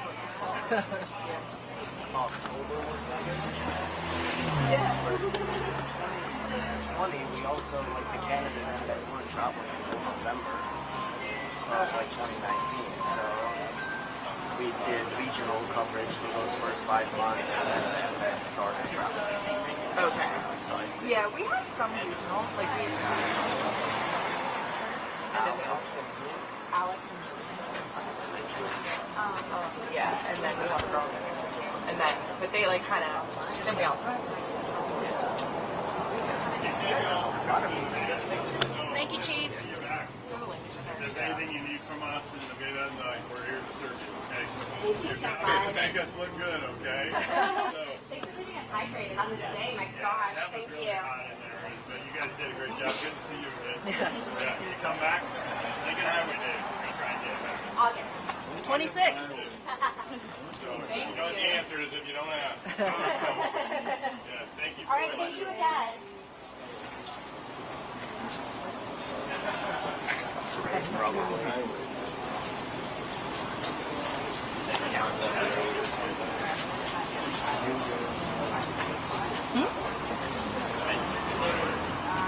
I would guess so. Really? Oh, here he comes. He's coming. He's got to be coming. Here he comes. Okay. Hey, everybody. Great. Where do you want me, right here? Is this okay?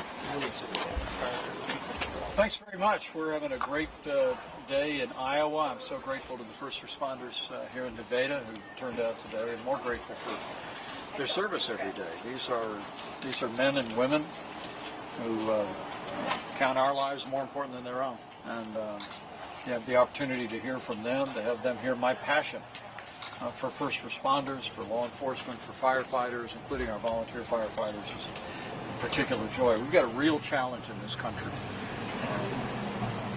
A major crime wave in our cities. And now more than ever, we need leadership in the White House that will stand by law enforcement, stand by our first responders. And I wanted the people here in Nevada and all across Iowa to know that I'll be just that kind of president. How can I help you? Mr. Vice President, you've talked about how over the last week you've received 1,000 contributions, more than 1,000 contributions per day. How close are you to the 40,000 threshold? We're closing in on it, and confident we'll be able to do it.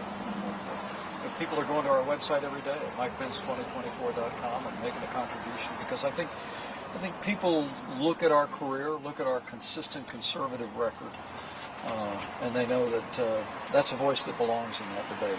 So I'm grateful for that support, confident we'll be there, and but as soon as we clear that threshold, I promise you we'll let you know. Are you days away, weeks away?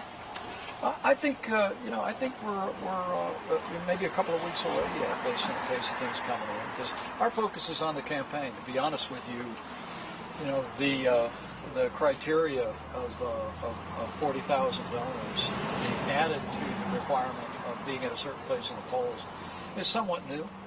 We accept that criteria, confident that we'll get there. But our focus is not on reaching some arbitrary goal set by the Republican National Committee. It's about telling our story here in Iowa, like we were last week, telling our story in New Hampshire. I mean, we're going to be head down. We're going to visit every county in this state, every county in New Hampshire, and I'm very confident come January 15th. That's the day that we're not just going to be in the debate, but we're going to be in the fight, and I know we're going to do well here in the Hawkeye State. Why do you think that why do you think it's taken so long for you to get these numbers? What is it? Is your message? Is it your record? Well, I don't think it has taken that long. I think with regard to a couple of my competitors, it took them 21 weeks. We've been at it about 10 weeks, and we're doing quite well getting that support. Look, I accept the challenge, and the tens of thousands of people around the country that are stepping up and supporting us is very humbling to me. But I'm also grateful for the fact that we easily clear the polling requirement. I think there's a requirement of being at roughly 1% in the polls in a series of states. We obviously are many times that, and the fact that millions of Americans name us as their first choice to be the President of the United States is it's very humbling for me. So we'll keep telling our story. We'll get it out. And but I think the fact that we announced just about 10 weeks ago and been hard at it is why we're not quite there yet. But give us time. We'll make it. Do you agree with one of your competitors' comments that your former running mate Donald Trump is running for president to stay out of prison? You know, I will tell you that I had the impression almost the day we left office that my former running mate was planning on running for re-election. I had a sense that that was his intention then, long before some of the present controversies materialized. So I really don't accept that. Look, there are fundamental differences, not just from that fateful day in January of 2021 between me and President Trump. There are real differences in our vision for the future of the Republican Party. You know, I'm somebody that believes in American leadership in the world, that we're the leader of the free world, the arsenal of democracy, and we need to be providing military support to the Ukrainians as they repel the Russian invasion. I think that's in our nation's interest, and I also think it's the best way to discourage China's ambitions. There are real differences on the national debt. President Trump's view of the national debt is identical to Joe Biden's, saying we're not even going to talk about reforming entitlements. I think we owe better to future generations, and I'm going to come forward with a plan that can reform entitlements and save our nation from a mountain range of debt for our children and grandchildren that I think really threatens our future and our ability to meet the needs that we heard about today here in Nevada. at the local level and at the national level. And finally, I just see the former president and others in this field shying away from the right to life. I'm pro-life. I don't apologize for it. I don't believe the Supreme Court only relegated the question of abortion to the states. While I welcome the progress on the right to life here in Iowa and states around the country, I'm reminded people all the time that the American people also elect presidents. They elect members of the Congress and of the Senate, and that's why, as I've been championing pro-life laws in states around the country, and will continue to, I'm going to be a voice for advancing the pro-life cause at the national level as well. And if President of the United States, pro-life Americans can be confident they'll have a champion in the White House. Mr. Vice President, Joe Biden acknowledged his 7th grandchild for the first time this week after coming under criticism for not doing so earlier. What was your reaction to that, and what do you make of some of your primary candidates, poking fun at it? Well, look, family's very precious to us. It defines who we are. I welcome the president acknowledging his little granddaughter. I think it was important that he did so. And having become a grandfather 3 times over in the last 2 years, I think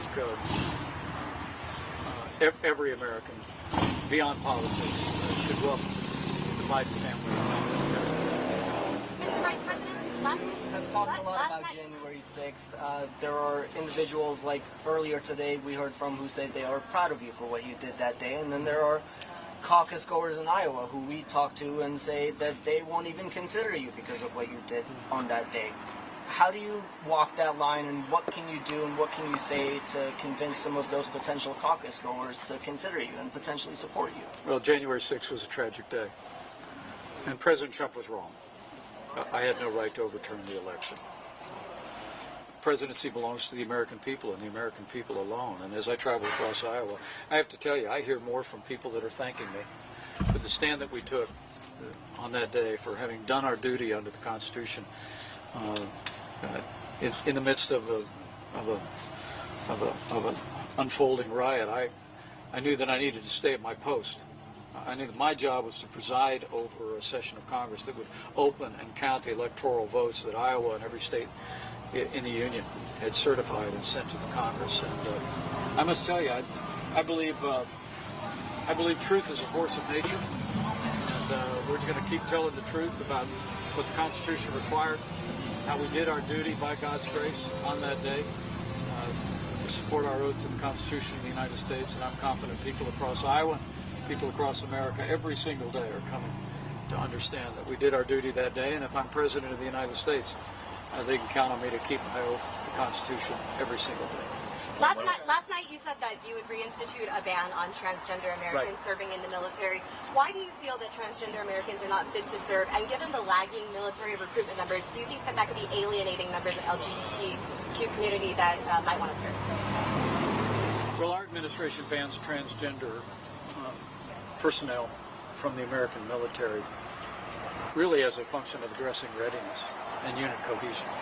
Look, the military has a singular function, and that is to be prepared to deploy, to defend the security of the United States of America, at home and abroad. And I think the idea of admitting people who would begin a multi-years process of going through a gender transition, chemical or surgical theory, people that would not be deployable during that period of time, makes no sense. But I also think that having transgender military personnel undermines what the military describes as unit cohesion.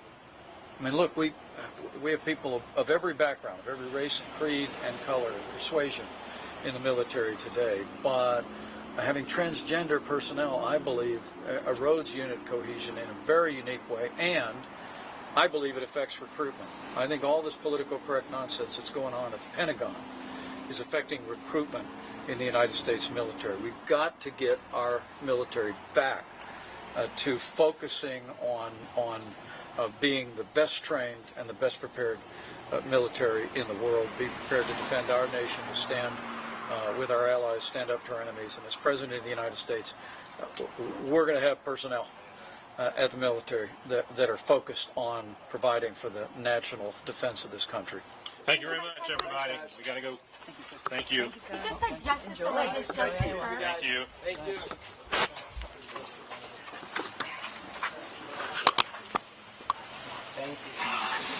Thank you. Thank you so much. You're a lifesaver. Thank you. No, guys, it's all right. Have some water.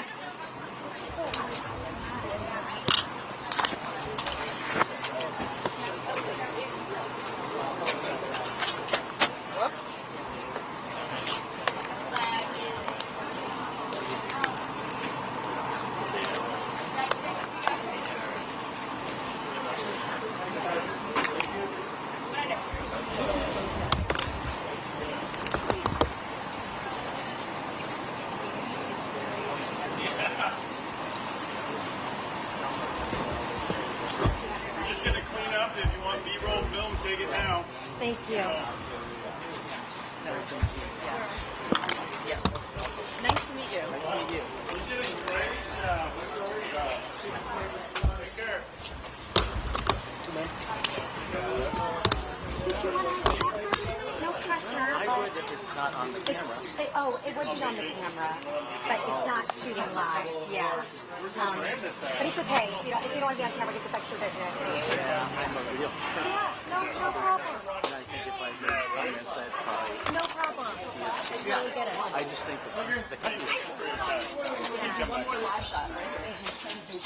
What's your, what was your name? My name's Jeff. Libby. Yes. So I just followed him around. Okay, great. Well, maybe some of this will make it. Oh, good. Okay, then I'm glad you're wearing this hat. Well, nice to meet you, Jeff. Thank you.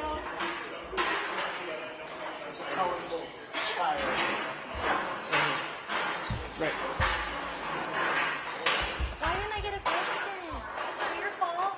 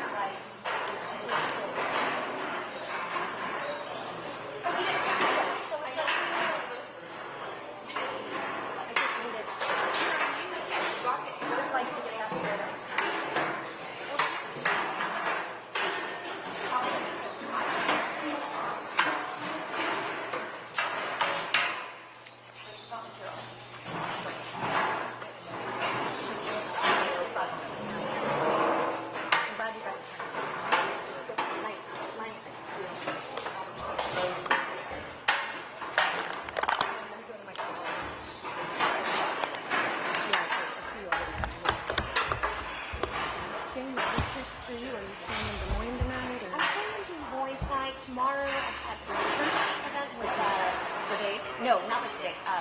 Francis Suarez. Okay. Where are you from? I'm sorry? What station are y'all I'm with? ABC News. Okay. I'm with Fox News. Okay. Cool. Okay. If you want to talk about I don't want to. stuff. Okay, no worries. I don't want to talk about Figured I'd anything. ask. Yeah. I just supplied the speaker system for today. Just What was last great? minute. I had Thank you. surgery yesterday on my kidney, and Oh my gosh, and you're already back up on your feet? yeah, Ray called and he's like, "I need audio system." Oh, you need to go home and rest. Well, the audio sounded great. Job well done. Yeah.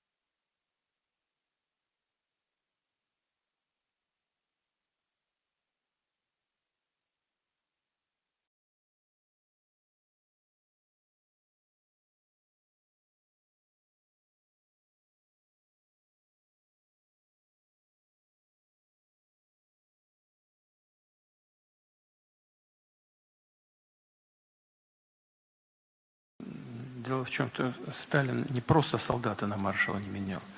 Речь шла о его сыне. И он имел моральное право принять такое решение. Это, на мой взгляд, все-таки немножко разные вещи. Но, с другой стороны, мы и делали эти обмены, в том числе и с азовцами, меняли их, скажем, на наших летчиков. В принципе, когда это в наших интересах, все можно делать. Если это нам выгодно. Вот. Да, пожалуйста. Добрый вечер. Дарья Ваганова, телеканал РТ. Как вы оцениваете планы Польши по присоединению западных земель Украины и видит ли Россия в этом угрозу национальной безопасности? Спасибо. Нет, угрозу национальной безопасности Украины мы видим, но это не наше дело.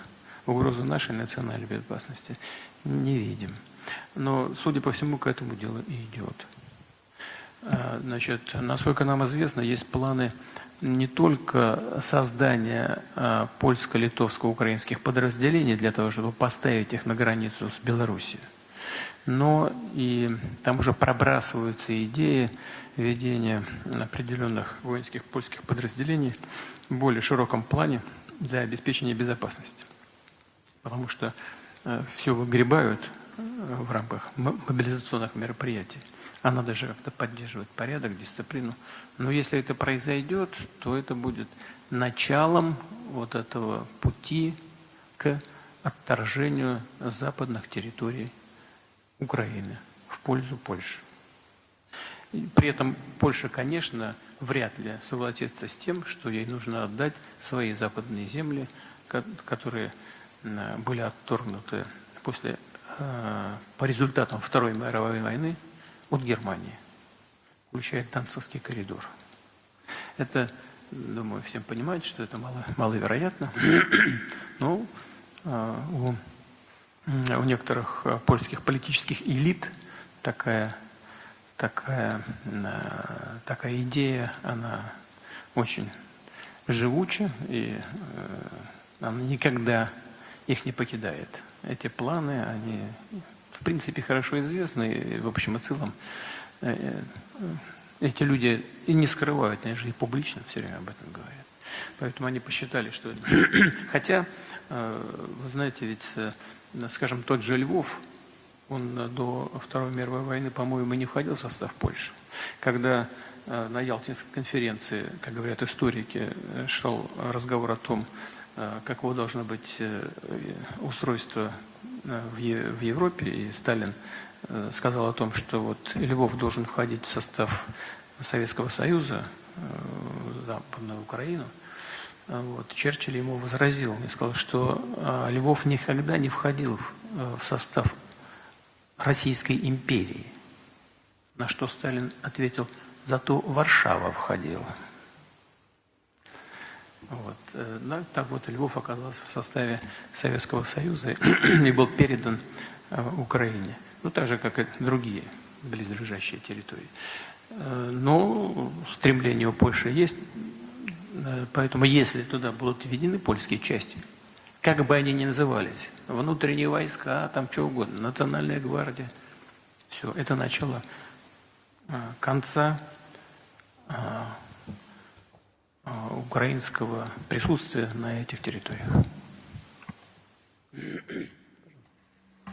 Здравствуйте, Владимир Владимирович. Екатерина Лазарева, агентство ОРАРУ. У меня вот какой вопрос. Вы упомянули уже о возможном развитии отношений с африканскими странами в области космоса. И вот глава Роскосмоса Юрий Борисов нам сказал, что ЮАР, например, уже заинтересовались подготовкой космонавтов. И причем женщин, 2 женщин они, я так понимаю, мы сейчас разговариваем с ними да. о возможности, знаете, совместной работы по устранению с орбиты космического мусора. Ну, космонавтов, да, почему нет? Такая страна, как ЮАР, конечно, может претендовать на это. Россия готова пойти, помочь, скажем, в этом ЮАР, исполнить это желание и работать по подготовке космонавтов и вообще по развитию вот этих отношений? И вообще, насколько глубоко мы можем пойти в области космоса с во взаимодействии с ЮАР. И если можно, сразу второй вопрос. Вот у вас вот эти 4 дня очень насыщенные получились, и сейчас уже половина 12 вечера. Вообще, откуда черпали силы все эти дни, и планируете ли как это отдохнуть после саммита? Спасибо.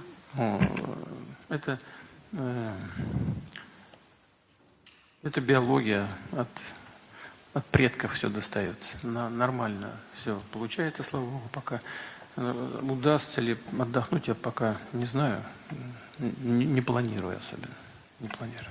Ну, конечно, такой интенсивности, надеюсь, в ближайшее время не будет, потому что вчера мы поздно закончили. Мы закончили с нашими друзьями африканскими, во сколько? 1:30, наверное. А потом я еще с ребятами разговаривал там, с линии боевого соприкосновения. Я уже об этом говорил. Спать им не дало. Хотя они уж там некоторые заплетающимся языком говорили. А завтра в 8:30 парад. Да, я знаю. Я знаю. Пожалуйста. Алена Нефедова, газета «Известия». В сентябре в Индии пройдет саммит Большой Двадцатки. Планируете ли вы принять в нем участие? Если да, то в каком формате? Ну, я пока не знаю, не думал, не решил. Посмотрим.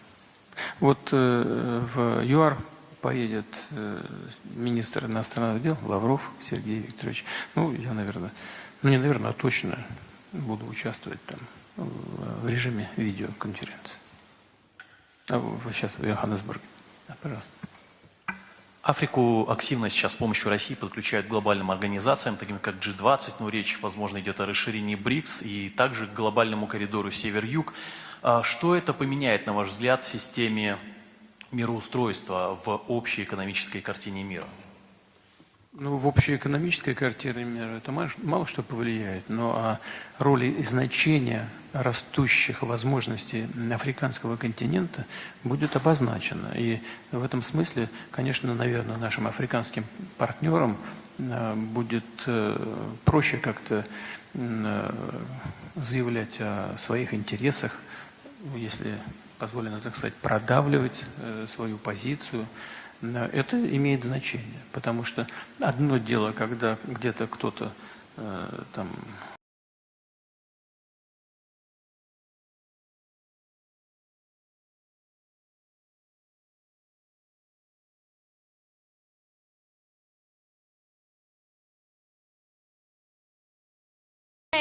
Let Europe pay for Europe's wars.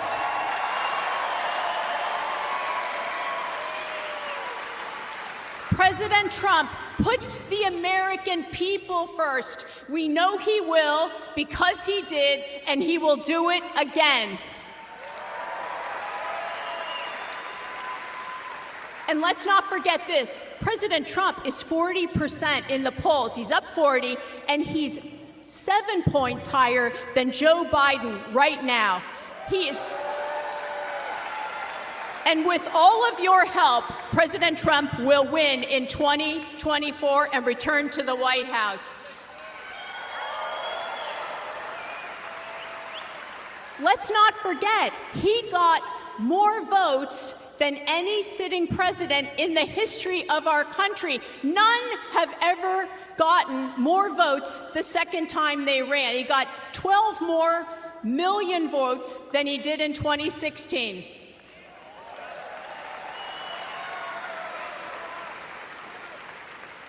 And do you honestly believe that Joe Biden got 15 million more votes than Barack Obama?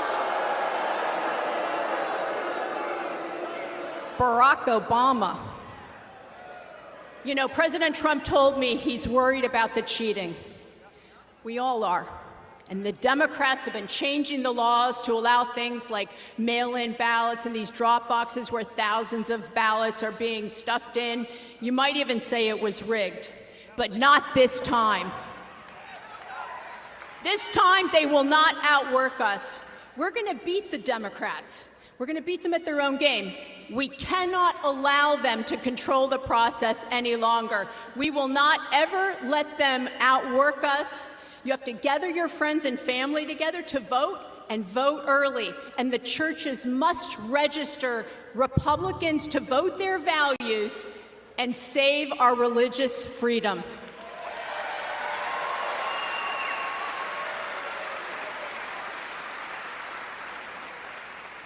I want you to take your cell phone out, please, and I want you to go to precinctstrategies.com and register to be a committee man in your precinct. Please be a poll watcher, a poll worker, volunteer to be a ballot chaser, and gather the ballots legally and make sure that they are counted, all of them. We have to be in the room this time. Never again do we let the Democrats control that process.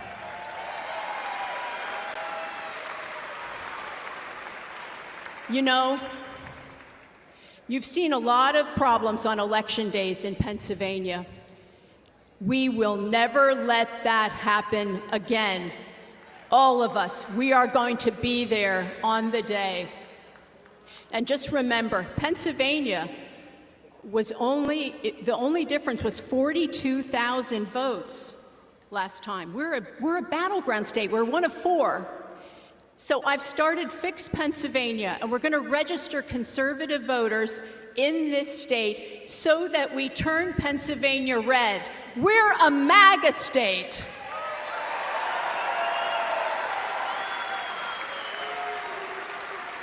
We have our tough Pennsylvania farmers and our tough Pennsylvania energy workers. And, you know, there's a reason that the Democrats and Biden have weaponized the government against President Trump, because they're scared of him. They know a second Trump administration will hold them accountable and they will have consequences. And President Trump delivered prosperity to all Americans. We had record high employment for African Americans, Asian Americans, Hispanic Americans, women. Millions got off of food stamps. It was the best economy of all of our lifetimes. He brought manufacturing back. He fixed trade deals like NAFTA became USMCA. He got us out of bad deals like the Paris Climate Accord and the very corrupt WHO, and out of that Iran nuclear deal. And he'll do it again. President Trump will bring back prosperity to America for everyday Americans. He will bring back the America that's the land of opportunity. And President Trump will renew that promise that your kids and grandkids can do better than you did in this land of opportunity. President Trump will defeat Joe Biden, and President Donald J. Trump will win in 2024. God bless you, and God bless the United States of America.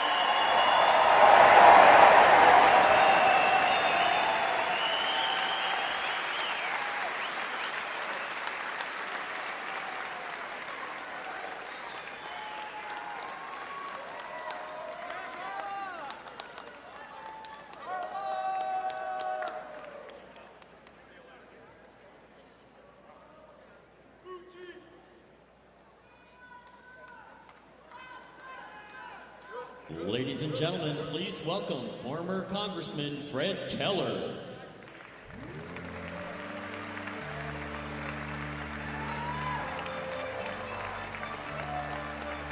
I see your dirty face, hide behind your collar. What is done in vain?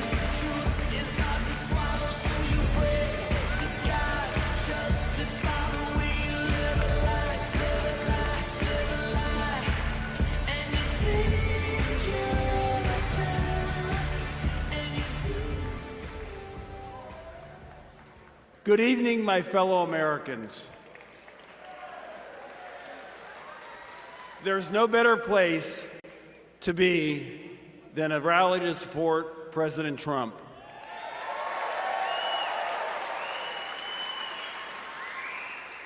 I would just like to take a moment to ask our veterans, if you're able, please stand, or raise your hand if you're not able to stand, and let's give you all a round of applause.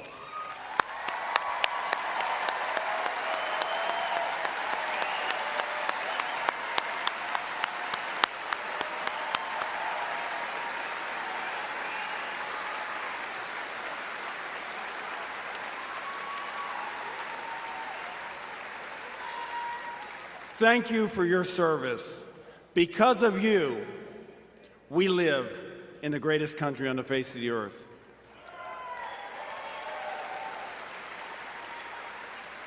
Because of you, we're able to come here and support President Trump, whose leadership we need now more than ever.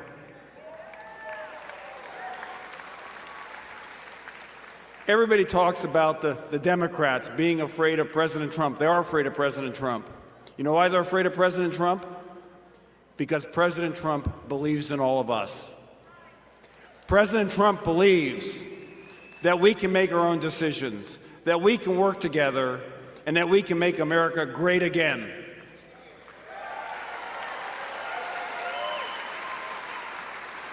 But we can only do that with his leadership. I'll tell you about the president I know and President Donald J. Trump, the person I know. He's a person, two words sum up President Trump: he cares. He cares about America. He cares about all of us. And he wants to make sure that he puts you first. None of these politicians, and I've been in D.C. and seen it, none of these politicians on the other side of the aisle think that you can make decisions for yourself. Well, I tell you what, President Trump is the best president I've had in my lifetime.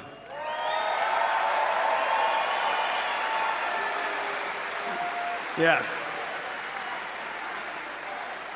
President Trump believes in us. And we're going to make sure that President Trump is elected president next year.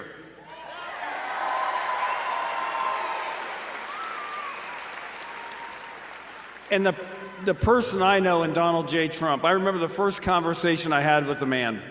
He called me. I got a call from the White House. I was unloading my truck during the campaign in 2019 special election. And my phone rings and it says, "Number unavailable." Now, you normally don't answer those calls, do you? But when you've called everybody asking for money, you pick up the phone. So I picked up the phone and I said, "Hello." And the voice at the other end of the phone said, I forget the lady's name, but she said, "I'm from the White House." And she said, "Do you mind holding for the President of the United States?" Now, I wasn't going to say no. Can I call back later when I'm done unloading the truck? I said, "Not a problem, I'll wait." A couple seconds later, I hear the President's voice and he says, "Hello, Fred, this is Donald Trump." He didn't say the President, he didn't say anything else. This is Donald Trump. And we had a conversation. He was talking about all the great things that were happening, bringing jobs back and those things.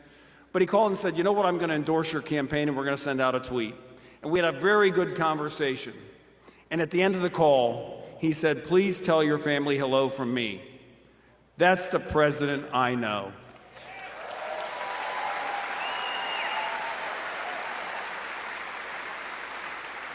That's the president that cares. That's the president that knows so many people that we recognized when I came out here fought so hard for us. We need to fight that hard for President Trump. Not for President Trump, but for our republic. We need to fight that hard. We can talk about the greatest economy. We all lived it. We lived the greatest economy. And President Trump put America first. And he did that. And you know why he knows that's so important? It's so important because if we're not strong, if we're not safe, if we can't have the resources to support ourselves, we're not going to be able to help anybody else.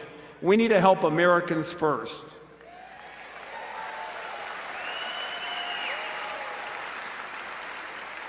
So as we go forward and we look at what's going to happen, I look at a bright America. I look at America that has so many possibilities and where there's opportunity for everybody. And I'll tell you what, my story of being the